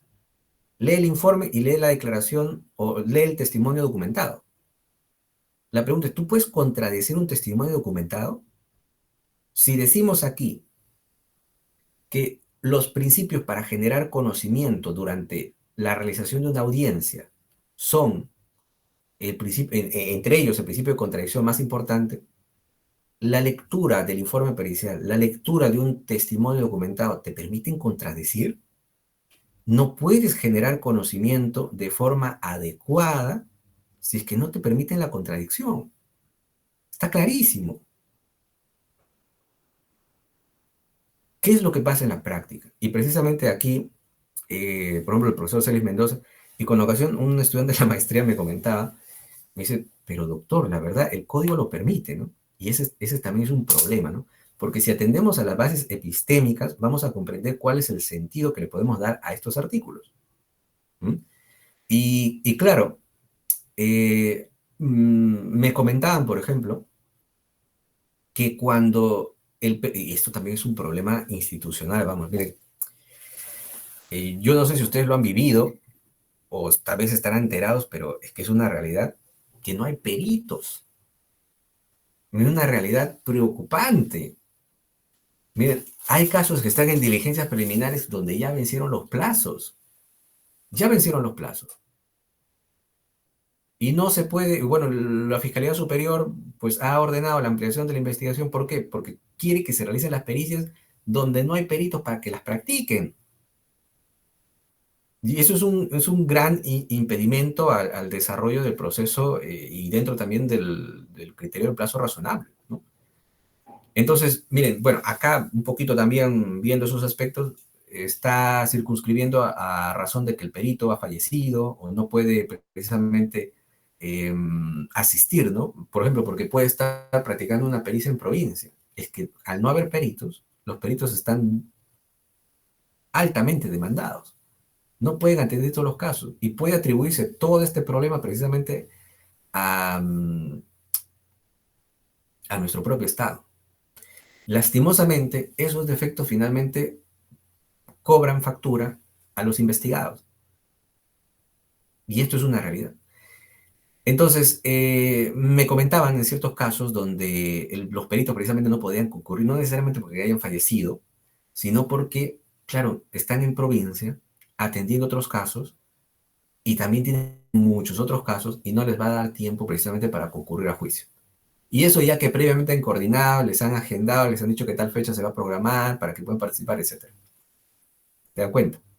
Es un problema eh, institucional que puede generar ese tipo de supuestos. Pero finalmente, miren lo que dice el 379 del Código Procesal Penal, ¿no? Cuando el testigo perito oportunamente citado no haya comparecido, el juez ordenará que sea conducido compulsivamente y ordenará a quien lo propuse colabore con la diligencia. Si el testigo perito no puede ser localizado por su conducción compulsiva, el juicio continuará con la prescindencia de esa prueba. ¿Qué está diciendo? Que vamos a prescindir de la prueba, ¿no? No se va a utilizar la prueba, ¿no? Pero estos otros artículos dicen, oye, bueno, tenemos la declaración testimonio, o sea, el testimonio documentado, tenemos el informe pericial, léelo pues, ¿no?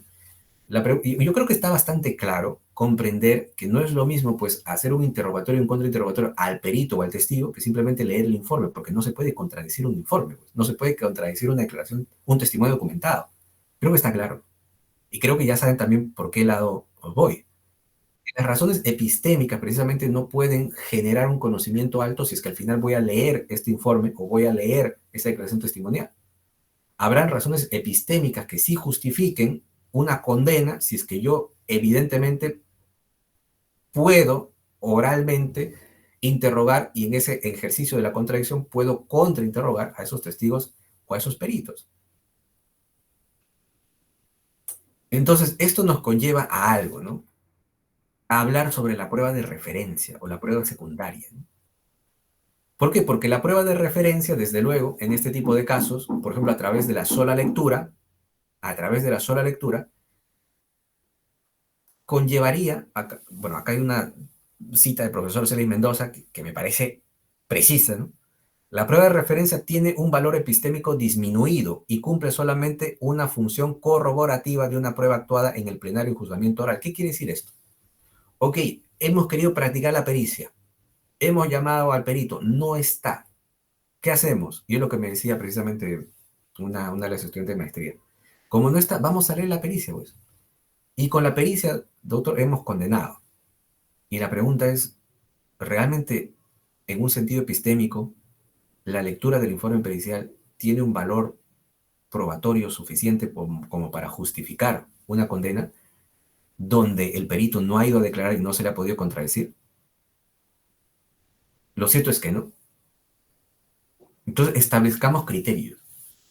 Si hay una práctica plena de la prueba, desde luego que el informe pericial, o bueno, la pericia, mejor dicho, la pericia, no he hecho informe pericial, me corrijo en todo caso, la pericia, como medio de prueba personal, claro que tiene que ser practicada con interrogatorio y contra. Si eso fuese el caso, claro que puede asumir un papel principal como prueba para establecer una condena, para justificar y motivar una condena.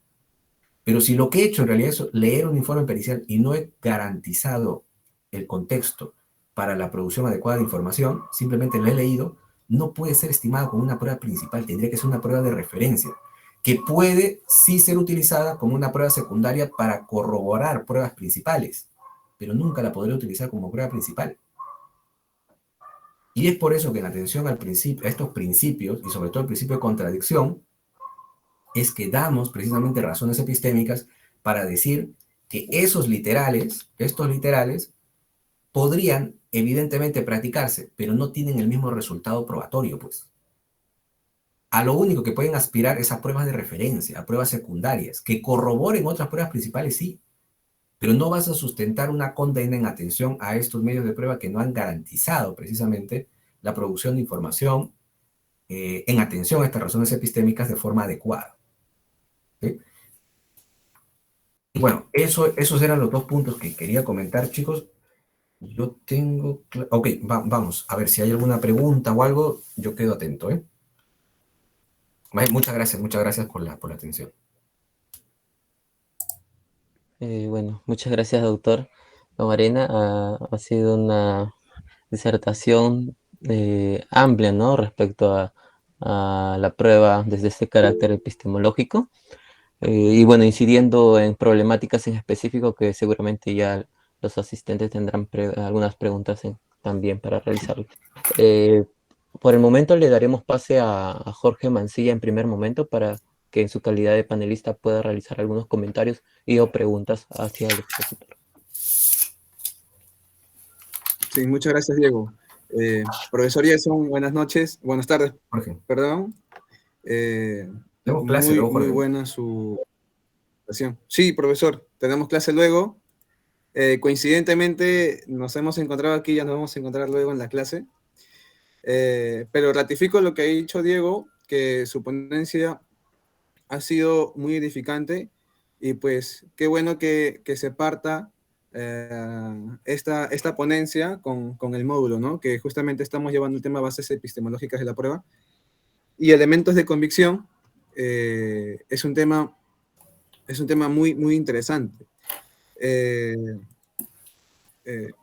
Usted en el 2021, si no me equivoco, ya había escrito un artículo sobre ello, se llama ¿Qué son los elementos de convicción?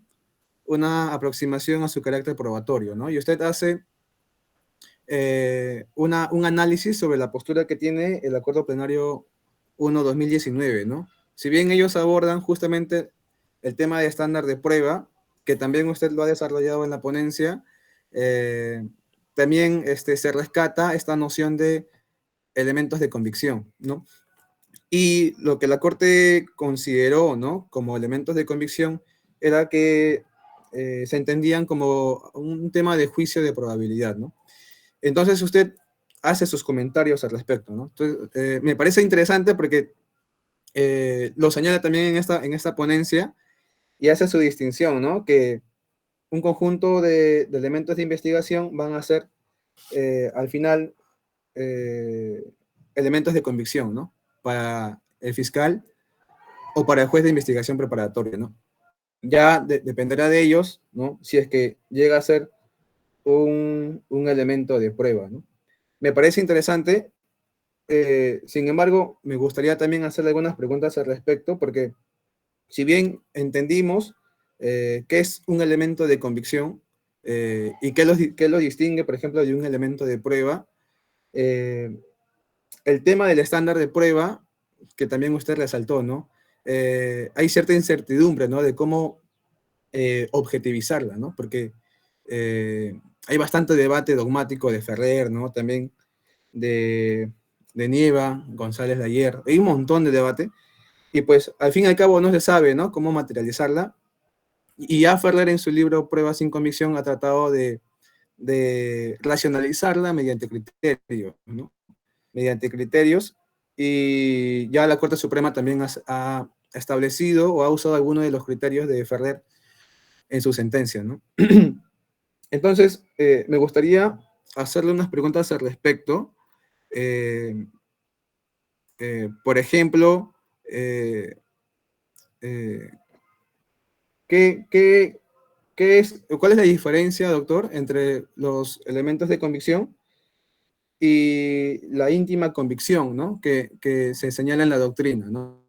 Si es que son lo mismo o si hay una distinción en solamente el término, ¿no? Porque me parece que están relacionados justamente al tema del estándar de prueba, ¿no? La íntima convicción también es una regla de estándar de prueba, y usted también señala que los elementos de convicción también es, ¿no? Como una especie de, de juicio, ¿no? De probabilidad que va a tener el fiscal para que lo pueda proponer en audiencia, ¿no? Y también el juez de investigación preparatoria, ¿no? Entonces, ¿qué relación tendrían ambos, un elemento de convicción y la íntima convicción, relacionados al tema de estándar de prueba?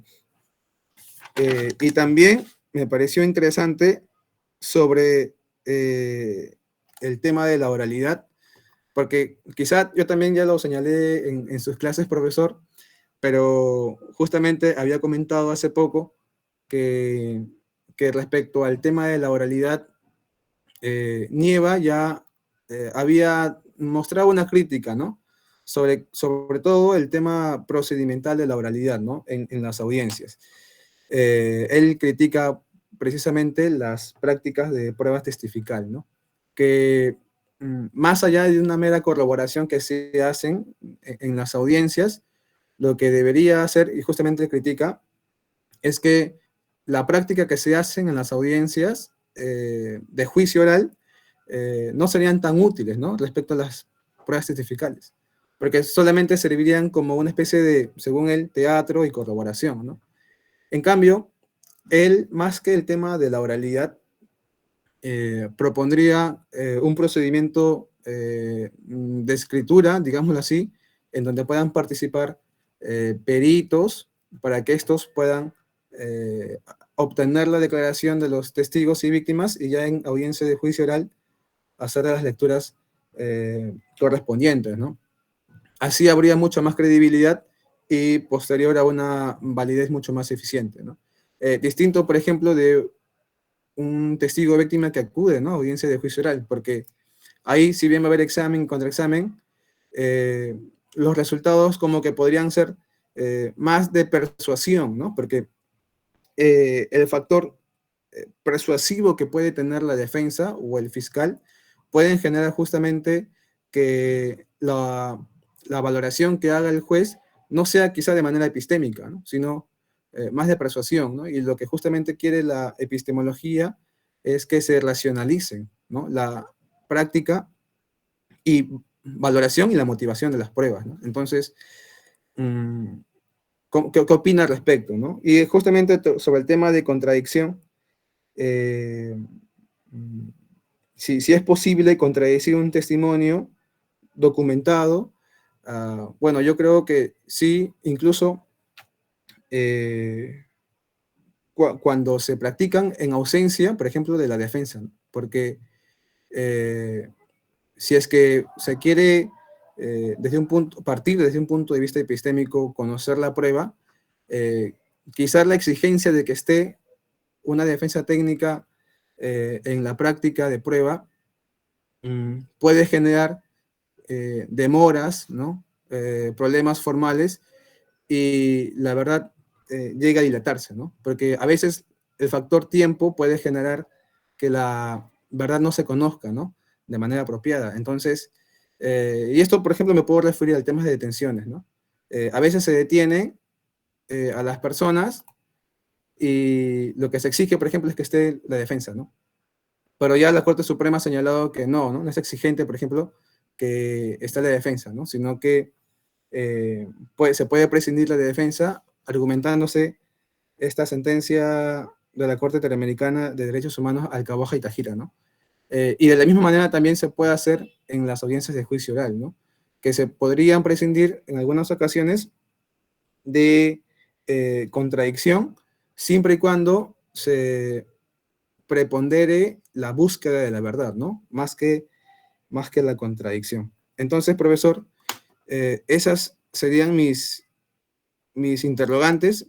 Realmente había establecido en 3 tópicos principales la disertación, porque usted parte en su título, y que me pareció muy interesante, sobre la perspectiva epistemológica de la prueba, ¿no? Y bueno, entonces, si es que existe una perspectiva epistemológica de la prueba, ¿cuáles son las otras perspectivas, ¿no? Que también deberíamos conocer, ¿no? Quizá es importante conocer cuáles son esas otras perspectivas. Y el segundo tópico, que era el carácter probatorio de los elementos de convicción, ¿no? Y ya usted bien lo desarrolló, ¿no? ¿Qué son los elementos de convicción, ¿no? Y también ha diferenciado, ¿no? De los elementos de prueba, ¿no? Entonces, a mi punto de vista, me ha gustado mucho su disertación y también dejo estas preguntas para que usted las pueda desarrollar, ¿no? Muchas gracias.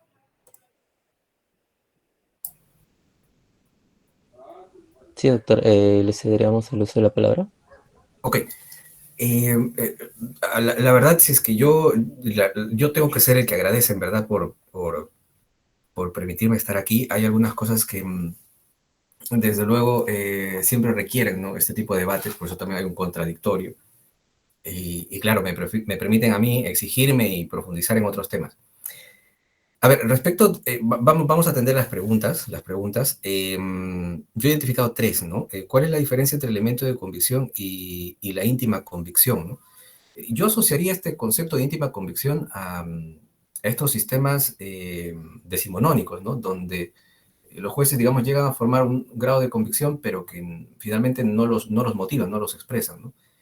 Los sistemas norteamericanos, bajo el Tribunal de Jurado, también regulan eso. Entonces, los elementos de convicción, digamos, están en otro plano, ¿no? Serían, en todo caso, aquellos elementos que te permiten generar conocimiento, ¿no? Entonces, serían 2 planos distintos.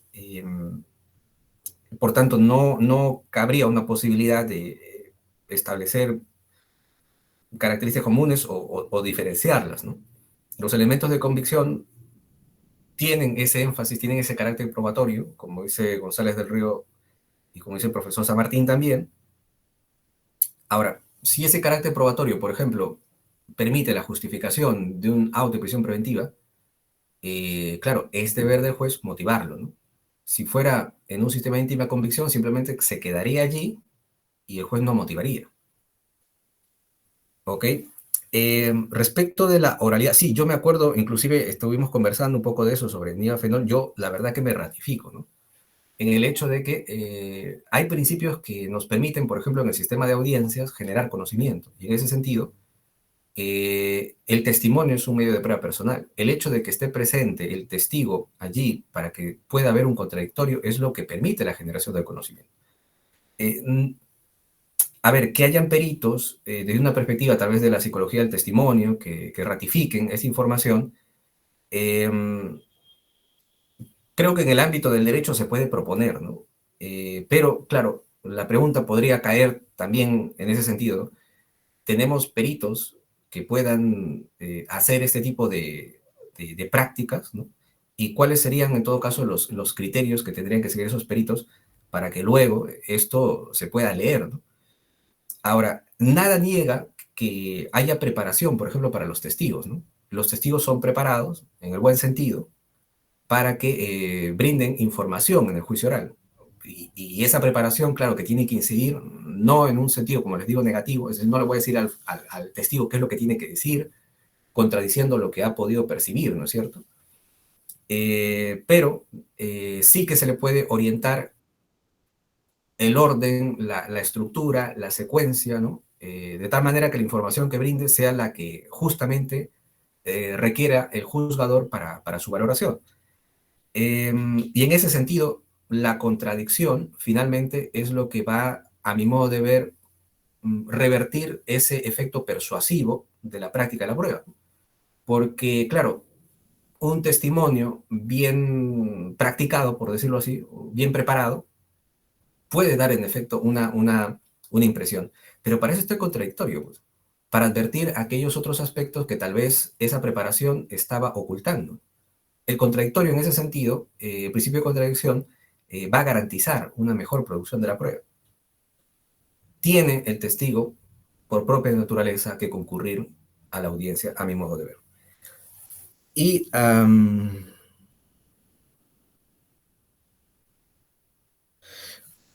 ver, la lectura de un testimonio documentado en audiencia que se pueda dar en ausencia de la defensa, quebrantaría para mí el principio del contradictorio. Entonces, no habría una razón epistémica para justificar precisamente este tipo de actuaciones. A mi modo de ver, tendría que realizarse de todas maneras, y en caso de que no, como hemos visto en los artículos que ya hemos indicado, en caso de que no, su valor probatorio por estos criterios epistémicos tendría que ser solamente de prueba periférica, de prueba de referencia, de prueba secundaria que simplemente corroboren otras pruebas principales. Yo atendería, y por eso también me ratifico en el hecho de que las cuestiones epistémicas giran en torno a un método de procedimiento, un método de producción de información. Y ese método de producción de información está precisamente circunscrito a la práctica de esos principios. Ahora, claro, podrán haber otros y tal, habría que analizarlos, pero me parece, por lo menos en la perspectiva de Niafenol, me parece que no estamos en condiciones tampoco para hacerlo, ¿no? Y finalmente, si nosotros atendemos con, bien, es verdad, puede haber un carácter persuasivo de esa práctica de la prueba, pero el contradictorio, bien hecho, evidentemente, ayudaría a superar esos problemas persuasivos. Yo atendería las respuestas de esa forma, Jorge. Más bien, muchas gracias.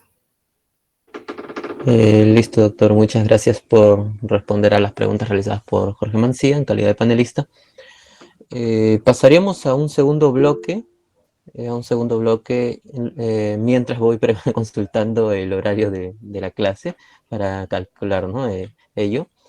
Y bueno, en todo caso, los que deseen realizar preguntas pueden levantar la mano, como lo acaba de hacer Marcial, o pueden escribir también las preguntas por el chat, sin desmedro de que también pueda de repente realizar más preguntas Jorge, no hay problema, ya, ¿no? O algún comentario adicional. Empezaríamos en todo caso por Marcial. Bien, buenas tardes. Me parece que el doctor está en una conversación. De repente no va a entender la pregunta. Buenas tardes, doctor. En primer lugar, agradecer la ponencia. Dos preguntas de manera concreta. Con respecto a básicamente la primera parte de la disertación del día de hoy. Concuerdo con usted en la posición de establecer, por lo que se ha argumentado, denominar a los elementos de convicción como pruebas. Claro, no atendiendo al criterio que los diferencia en cuanto al procedimiento a partir del cual o la forma en que se obtienen, sino atendiendo a el poder de aportar conocimiento, ¿no? El elemento de convicción, al igual que el elemento de prueba, permite acreditar en cierta medida una hipótesis. Pero, es más, si nosotros revisamos el expediente 502-2018, habeas corpus de Ollantumala, el Tribunal Constitucional, cuando habla de los elementos de convicción, de manera directa los denomina como pruebas, e incluso llega a denominarlos como elementos de prueba, ¿no? Dice, se deben de valorar tanto las pruebas de cargo como de descargo, como una regla para establecer los graves y fundados elementos de convicción. Pero aquí le voy a presentar algunos argumentos a contrario, porque en la doctrina, por parte también de los operadores jurídicos, los jueces fiscales, incluso abogados, hay cierta reticencia en cuanto a denominar a los elementos de convicción como pruebas. Básicamente, entiendo yo por dos puntos. Uno, con relación al contradictorio. el contradictorio en la etapa de investigación, y para poder establecer la decisión cautelar, el contradictorio es débil, ¿no? Y en el plenario, el contradictorio es fuerte. Primera distinción. Segunda distinción, y como correlato de esta, es el aporte de conocimiento. El aporte de conocimiento, basándose en el contradictorio débil de los elementos de convicción, nos lleva a establecer verosimilitud. En cambio, teniendo en consideración que el contradictorio es fuerte en el plenario, de los medios de prueba actuados, estos nos llevan a establecer la verdad. Entonces, el contradictorio débil y fuerte, la verosimilitud y verdad, inciden en algo en esta denominación de denominar a los elementos de convicción como pruebas. Y la segunda pregunta, bastante corta, es con relación a los estándares. Ya, el último pronunciamiento, entiendo yo, con respecto a los estándares, es el Acuerdo Plenario 1-2019. La Corte Suprema ha tratado de establecer ciertos aspectos que aparentemente serían el estándar, ¿no? Deben de estar los elementos de punibilidad y perseguibilidad, no deben de estar sustentados en prueba ilícita, etc. Ahora, en la doctrina, por parte de Río Labarte, por parte del doctor Mario Alcides Chinchay Castillo también, han señalado que estos aspectos que ha señalado el acuerdo plenario serían reglas del procedimiento. No son el estándar en sí concreto, el estándar objetivo, que es lo que se busca, sino son reglas del procedimiento, es decir, una metodología a partir de la cual nos acerquemos a un pretendido estándar del cual aún no conocemos.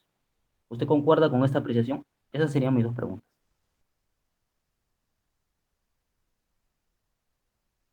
Doctor, su micrófono, creo que sí. Sí, yo estaba agradeciendo a Marcial. Sí, hay una parte que no he expuesto, que es precisamente esa distinción. O sea, claro, los elementos de convicción tienen ese carácter probatorio porque permiten generar conocimiento. Pero también hay que reconocer que no permiten llegar a los mismos niveles que sí sería si es que en juicio oral se realiza esta práctica, ¿no? Por tanto, hay una generación de conocimiento en efecto que va a ser limitado, ¿no?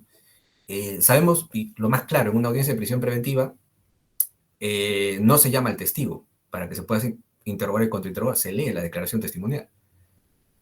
De tal manera que es una práctica no plena de la prueba. A diferencia de juicio oral, que sí se entendería una práctica plena de la prueba, salvo esas limitaciones que Jorge a veces comentaba, ¿no? Que tal vez puede el testimonio, ¿no? Pero tiene que ser pleno en ese sentido, en el juicio oral. Pero en cualquier otra audiencia previa a juicio oral, claro, es una práctica en todo caso no plena. Por tanto, el nivel de convicción que se puede generar es diferenciado. Ahí estaría la diferencia. ¿Ok? Pero no contradice en ninguna manera lo que yo estaba inicialmente proponiendo, que es que los elementos de convicción en esa práctica no plena sí que permiten generar conocimiento. Ahí está el carácter probatorio, este carácter epistémico de los elementos de convicción.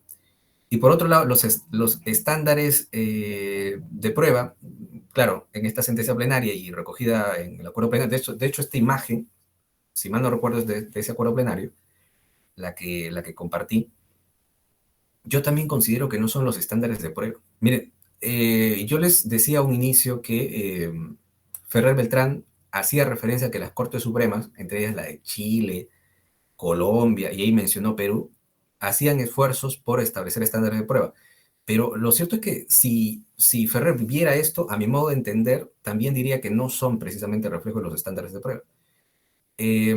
Por eso también yo les comentaba que en Alemania hay una suerte de reticencia de hablar de estándares de prueba, ¿no? Esto puede ser entendido en el ámbito de proceso civil, pero no en el ámbito del proceso penal. Además, digamos, contravendría los propios postulados, ¿no? Porque recuerden también que Ferrer Beltrán establece que un estándar de prueba tiene, digamos, asociaciones vinculadas a ciertos criterios, ¿no? Yo tengo aquí algunas anotaciones y habla él sobre criterios intersubjetivos controlados, criterios que permiten determinar el umbral de exigencia probatorio, que son distintos.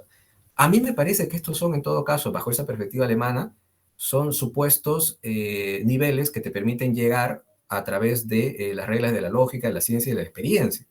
Es decir, tú a través de estos criterios de valoración, claro que puedes llegar a ciertos niveles, y eso es lo que ha pretendido la Corte Suprema, pero estos no son estándares de prueba.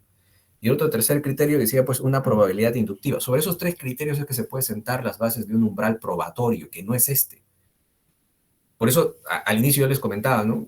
Cuando Ferrer hace referencia a que ha habido pronunciamiento por parte de la Corte Suprema, pero claro, no ha dicho que sea esta sentencia plenaria, no ha dicho que sea el acuerdo plenario, pero me parece que de acuerdo a sus postulados no representaría en lo más mínimo un acercamiento a los umbrales probatorios. Hay una suerte de, en todo caso, uso de los criterios de estas reglas de la lógica, la ciencia de la máxima de la experiencia, que son útiles evidentemente para llegar a generar un grado de convicción, pero no te establecen necesariamente los criterios de umbral. Entonces, a mi modo de ver, pues no comprendería propiamente un estándar de prueba. Coincidiría, por tanto, con quien me comentaste, con Gonzalo de los Ríos García Chinchay en ese sentido, ¿no? Un estándar probatorio y, por tanto, los umbrales sí que requieren criterios objetivos que sienten esas bases, ¿no? Yo respondería sí, y agradezco, Marcial. ¿Y si lo denominaría reglas del procedimiento para acercarnos, o tampoco los denominaría? Porque la Corte Suprema en el acuerdo plenario habla, ¿no? Para establecer, para llegar al estándar de sospecha grave, sospecha fuerte, se requiere que estén los elementos de punibilidad, perseguibilidad, que no se sustenten prueba ilícita, etcétera. ¿Podría denominarlos usted también reglas del procedimiento para acercarnos? Eh, la verdad que no me acuerdo en qué términos se expresa con reglas de procedimiento, pero si tú atiendes a la propia denominación, regla de procedimiento, pues es bastante genérico. Entonces sí, se podrían ser reglas que nos permitan a nosotros, por lo menos con carácter orientativo, decir, oye, mira, hay una escala progresiva de experiencia cognoscitiva que si tú vas ascendiendo, puedes evidentemente desarrollar progresivamente el proceso, ¿no? Pero nada más. O sea, hablamos digamos, de una experiencia cognitiva a la que se llega producto del análisis bajo los criterios de la sana crítica, pero claro, no establece de ninguna manera un umbral. No son estándares, por tanto. Claro, claro. Bueno, agradecemos por la respuesta del doctor Camarena. Mm, bueno, visto que ya se ha realizado como que una repregunta, pasaremos a una tercera ronda, que es ya donde en sí se generan preguntas ya un poco de manera más libre, ¿no? Para realizar el doctor Camarena. Digo, yo solamente voy a poder hasta 8 Bueno, minutos más, tal vez hasta las 6, 8 porque minutos. sí tengo que preparar las otras Ahí, actividades. ya listo. En todo caso serían, claro, hasta las 6, o 2 minutos antes, ¿no? Las preguntas que deseen realizar. Por eso me refiero a que ya sería la última ronda, ¿no? Le cedemos el uso de la palabra a Jorge. Sí, con respecto al tema del estándar de prueba que el doctor señaló, me parece muy interesante cómo el doctor percibe el tema de los elementos de convicción, ¿no? Porque Ferrer tiene sus propios criterios, ¿no? Y él, por ejemplo, en base a sus criterios, si no me equivoco, eh, en su libro Pruebas sin convicción tiene 4, ¿no? Tiene 4 criterios y muestra 7 ejemplos, ¿no? De estándares, 7 estándares, ¿no? 7 estándares, pero cada uno de ellos tiene sus propios criterios, ¿no?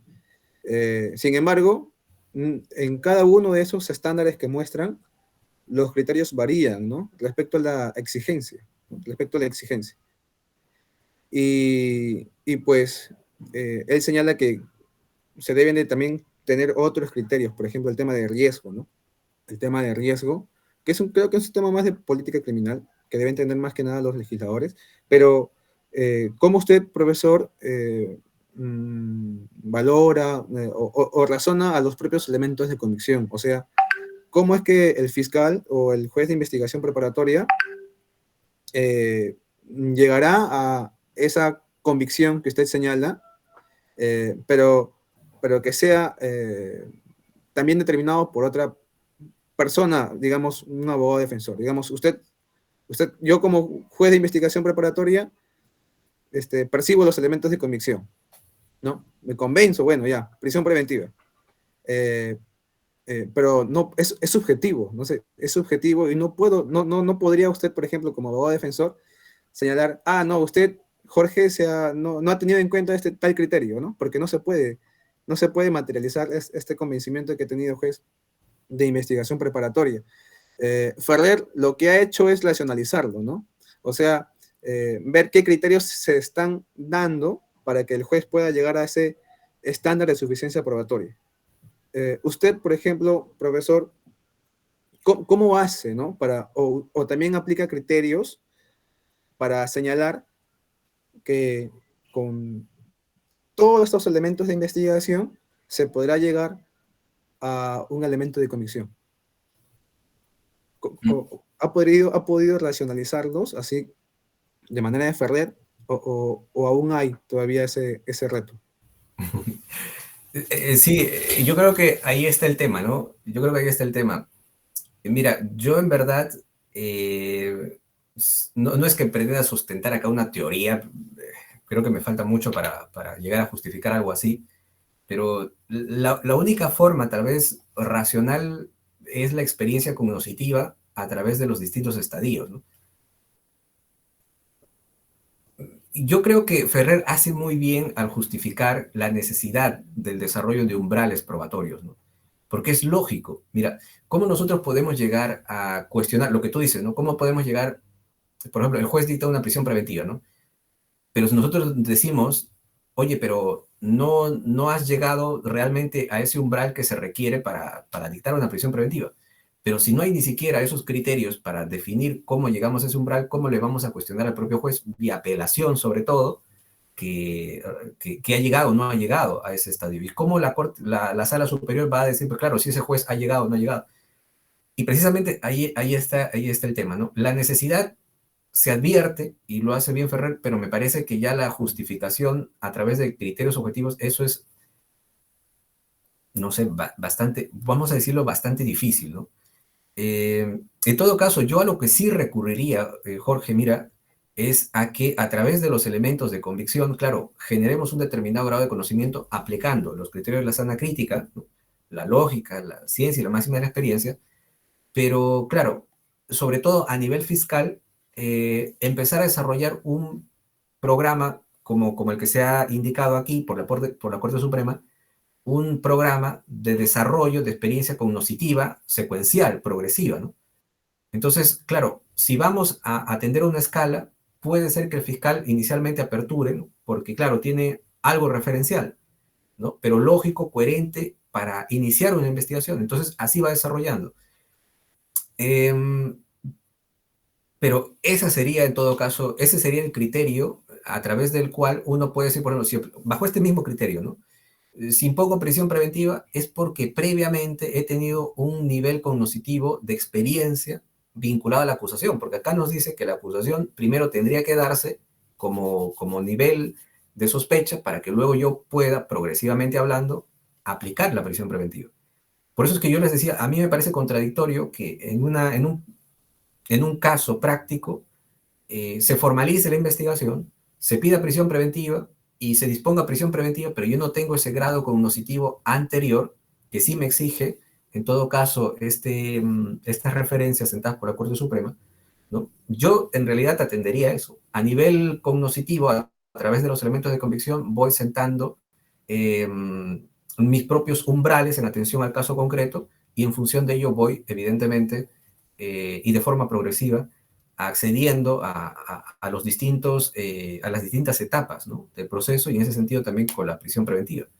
Pero más allá de eso, en práctica no encuentro yo un desarrollo ni por parte de la Corte Suprema, yo también diría, de cierta manera, en ninguna legislación que se haya atrevido, ¿no? A establecer esos criterios. Entonces, por tanto, esos criterios son dogmáticos, son teóricos, pero no tienen un reflejo en la realidad. Y precisamente dada la naturaleza subjetiva que supone la valoración. Sí, Gracias. sí, profesor. Jorge, Sí, brevísimo porque falta la última, no sé, ya las últimas palabras, sí. Ya me han dejado sin preguntas a mí también. entonces rápido. Claro, Sí. profesor. Entonces, estas reglas que usted señala, la ciencia, la sana crítica y las máximas de experiencia, me parece que se aplican en todo el proceso, ¿no? Desde diligencias preliminares hasta audiencia de juicio oral. Exacto. Y justamente este tema cognoscitivista que usted señala creo que también podría ser subjetivo, porque eso lo haría, o sea, eso lo propondría uno mismo, y ya también incluso eso lo propondría el juez, ¿no? Y ya dependerá del juez si acepta la proposición, todas las proposiciones fácticas cognitivas que usted señala, ¿no? Como abogado defensor. También habría noción subjetiva, ¿no? Sí. Y cuántas veces, o sea, y cuántas veces tendrá que darse incluso para cada etapa del proceso, ¿no? O sea, tanto acervo cognitivo para investigación preparatoria, tanto para etapa intermedia y juicio oral, para cuántos delitos, para qué tipos de delitos, para qué tipo de etapa, para qué tipo de procesos, porque también hay procesos especiales. Entonces, sería muy complejo, ¿no? Sería muy complejo. Y bueno, yo creo que a lo más Ferrer lo que ha hecho es delimitar, ¿no? Toda esa complejidad con los criterios y también para las etapas, creo, ¿no? Entonces, por ahí nomás, doctor, ya que no hay mucho tiempo. Listo, doctor, ¿desea agregar algo último o...? Sí, tal vez lo que Ferrer establece es, digamos, es un umbral general, ¿no? General, ¿no? Pero ojo, también, Jorge, tenemos que distinguir los umbrales, tanto para el ámbito civil como para el ámbito penal, no va a ser lo mismo, ¿no? Entonces, si nos circunscribimos al ámbito penal, claro, podríamos establecer umbrales, en efecto, pero para todos los casos. Yo lo que estoy diciendo es, oye, eso es bastante complicado. Yo lo que estoy diciendo es, tiene que atender en todo caso a cada caso en concreto. Dado que no tenemos esos umbrales, tienen que incidir en atención a cada caso concreto y en la experiencia cognitiva que se va generando y se va sumando, por eso ahí progresivamente, ¿no? Entonces, si yo estoy en un caso, no pretendo generalizarlo, sino que con estos criterios de la sana crítica, generaría un nivel de convicción. Si es que hubiese finalmente un umbral, sería por la experiencia cognitiva a la que ha llegado el fiscal o el juez, y a partir de eso va subiendo, ¿no? Pero es en atención a cada caso en concreto. No pretendería generalizar como si seguramente lo ha estudiado mucho y bastante bien Ferrer Beltrán, pero de todas maneras ¿no? Es subjetivo, al final de cuentas. Yo atendería en todo caso a las particularidades de los hechos que están siendo investigados para sentar umbrales, pero en atención a cada caso concreto, en atención a esas experiencias cognitivas que de todas maneras tienen que ser progresivas. Sí, profesor, muchas gracias. Listo, doctor, le agradecemos. Sé que todavía hay muchas preguntas por realizar, pero el tiempo sí también avanza. Así es que le cedemos el uso de la palabra para ya que pueda finalizar, ¿no? esta sesión. Bueno, agradecerles una vez más. La verdad que esta es una de las cosas que yo saludo muchísimo y que, como les decía, en Europa es también algo que se valora y se rescata bastante. Allá en Europa tienen grandes profesores, estudian mucho porque en cierta manera también se dedican a eso, y eso es saludable, pero no tienen, por ejemplo, lo que nosotros tenemos como en San Marcos, ¿no? Estos estudiantes que por su propia cuenta deciden tomar parte de su tiempo, tomar parte de su fin de semana y bueno, pues en el mejor de los casos, si yo puedo apoyar en algo para eso, pues yo encantadísimo, ¿no? A veces el tiempo no es justo. Intentémoslo, chicos, y nada, saludarles una vez más, gracias por la invitación y bueno, pues será hasta otra oportunidad. Gracias, doctor. Jorge, algo brevísimo antes de terminar. Brevísimo, brevísimo. Sí, agradezco la disponibilidad del profesor Gerson, también la disponibilidad de los participantes, y ha sido muy edificante esta sesión. Espero que también sea nuevamente invitado, profesor, para seguir quizá continuando el debate o ampliando más, ¿no?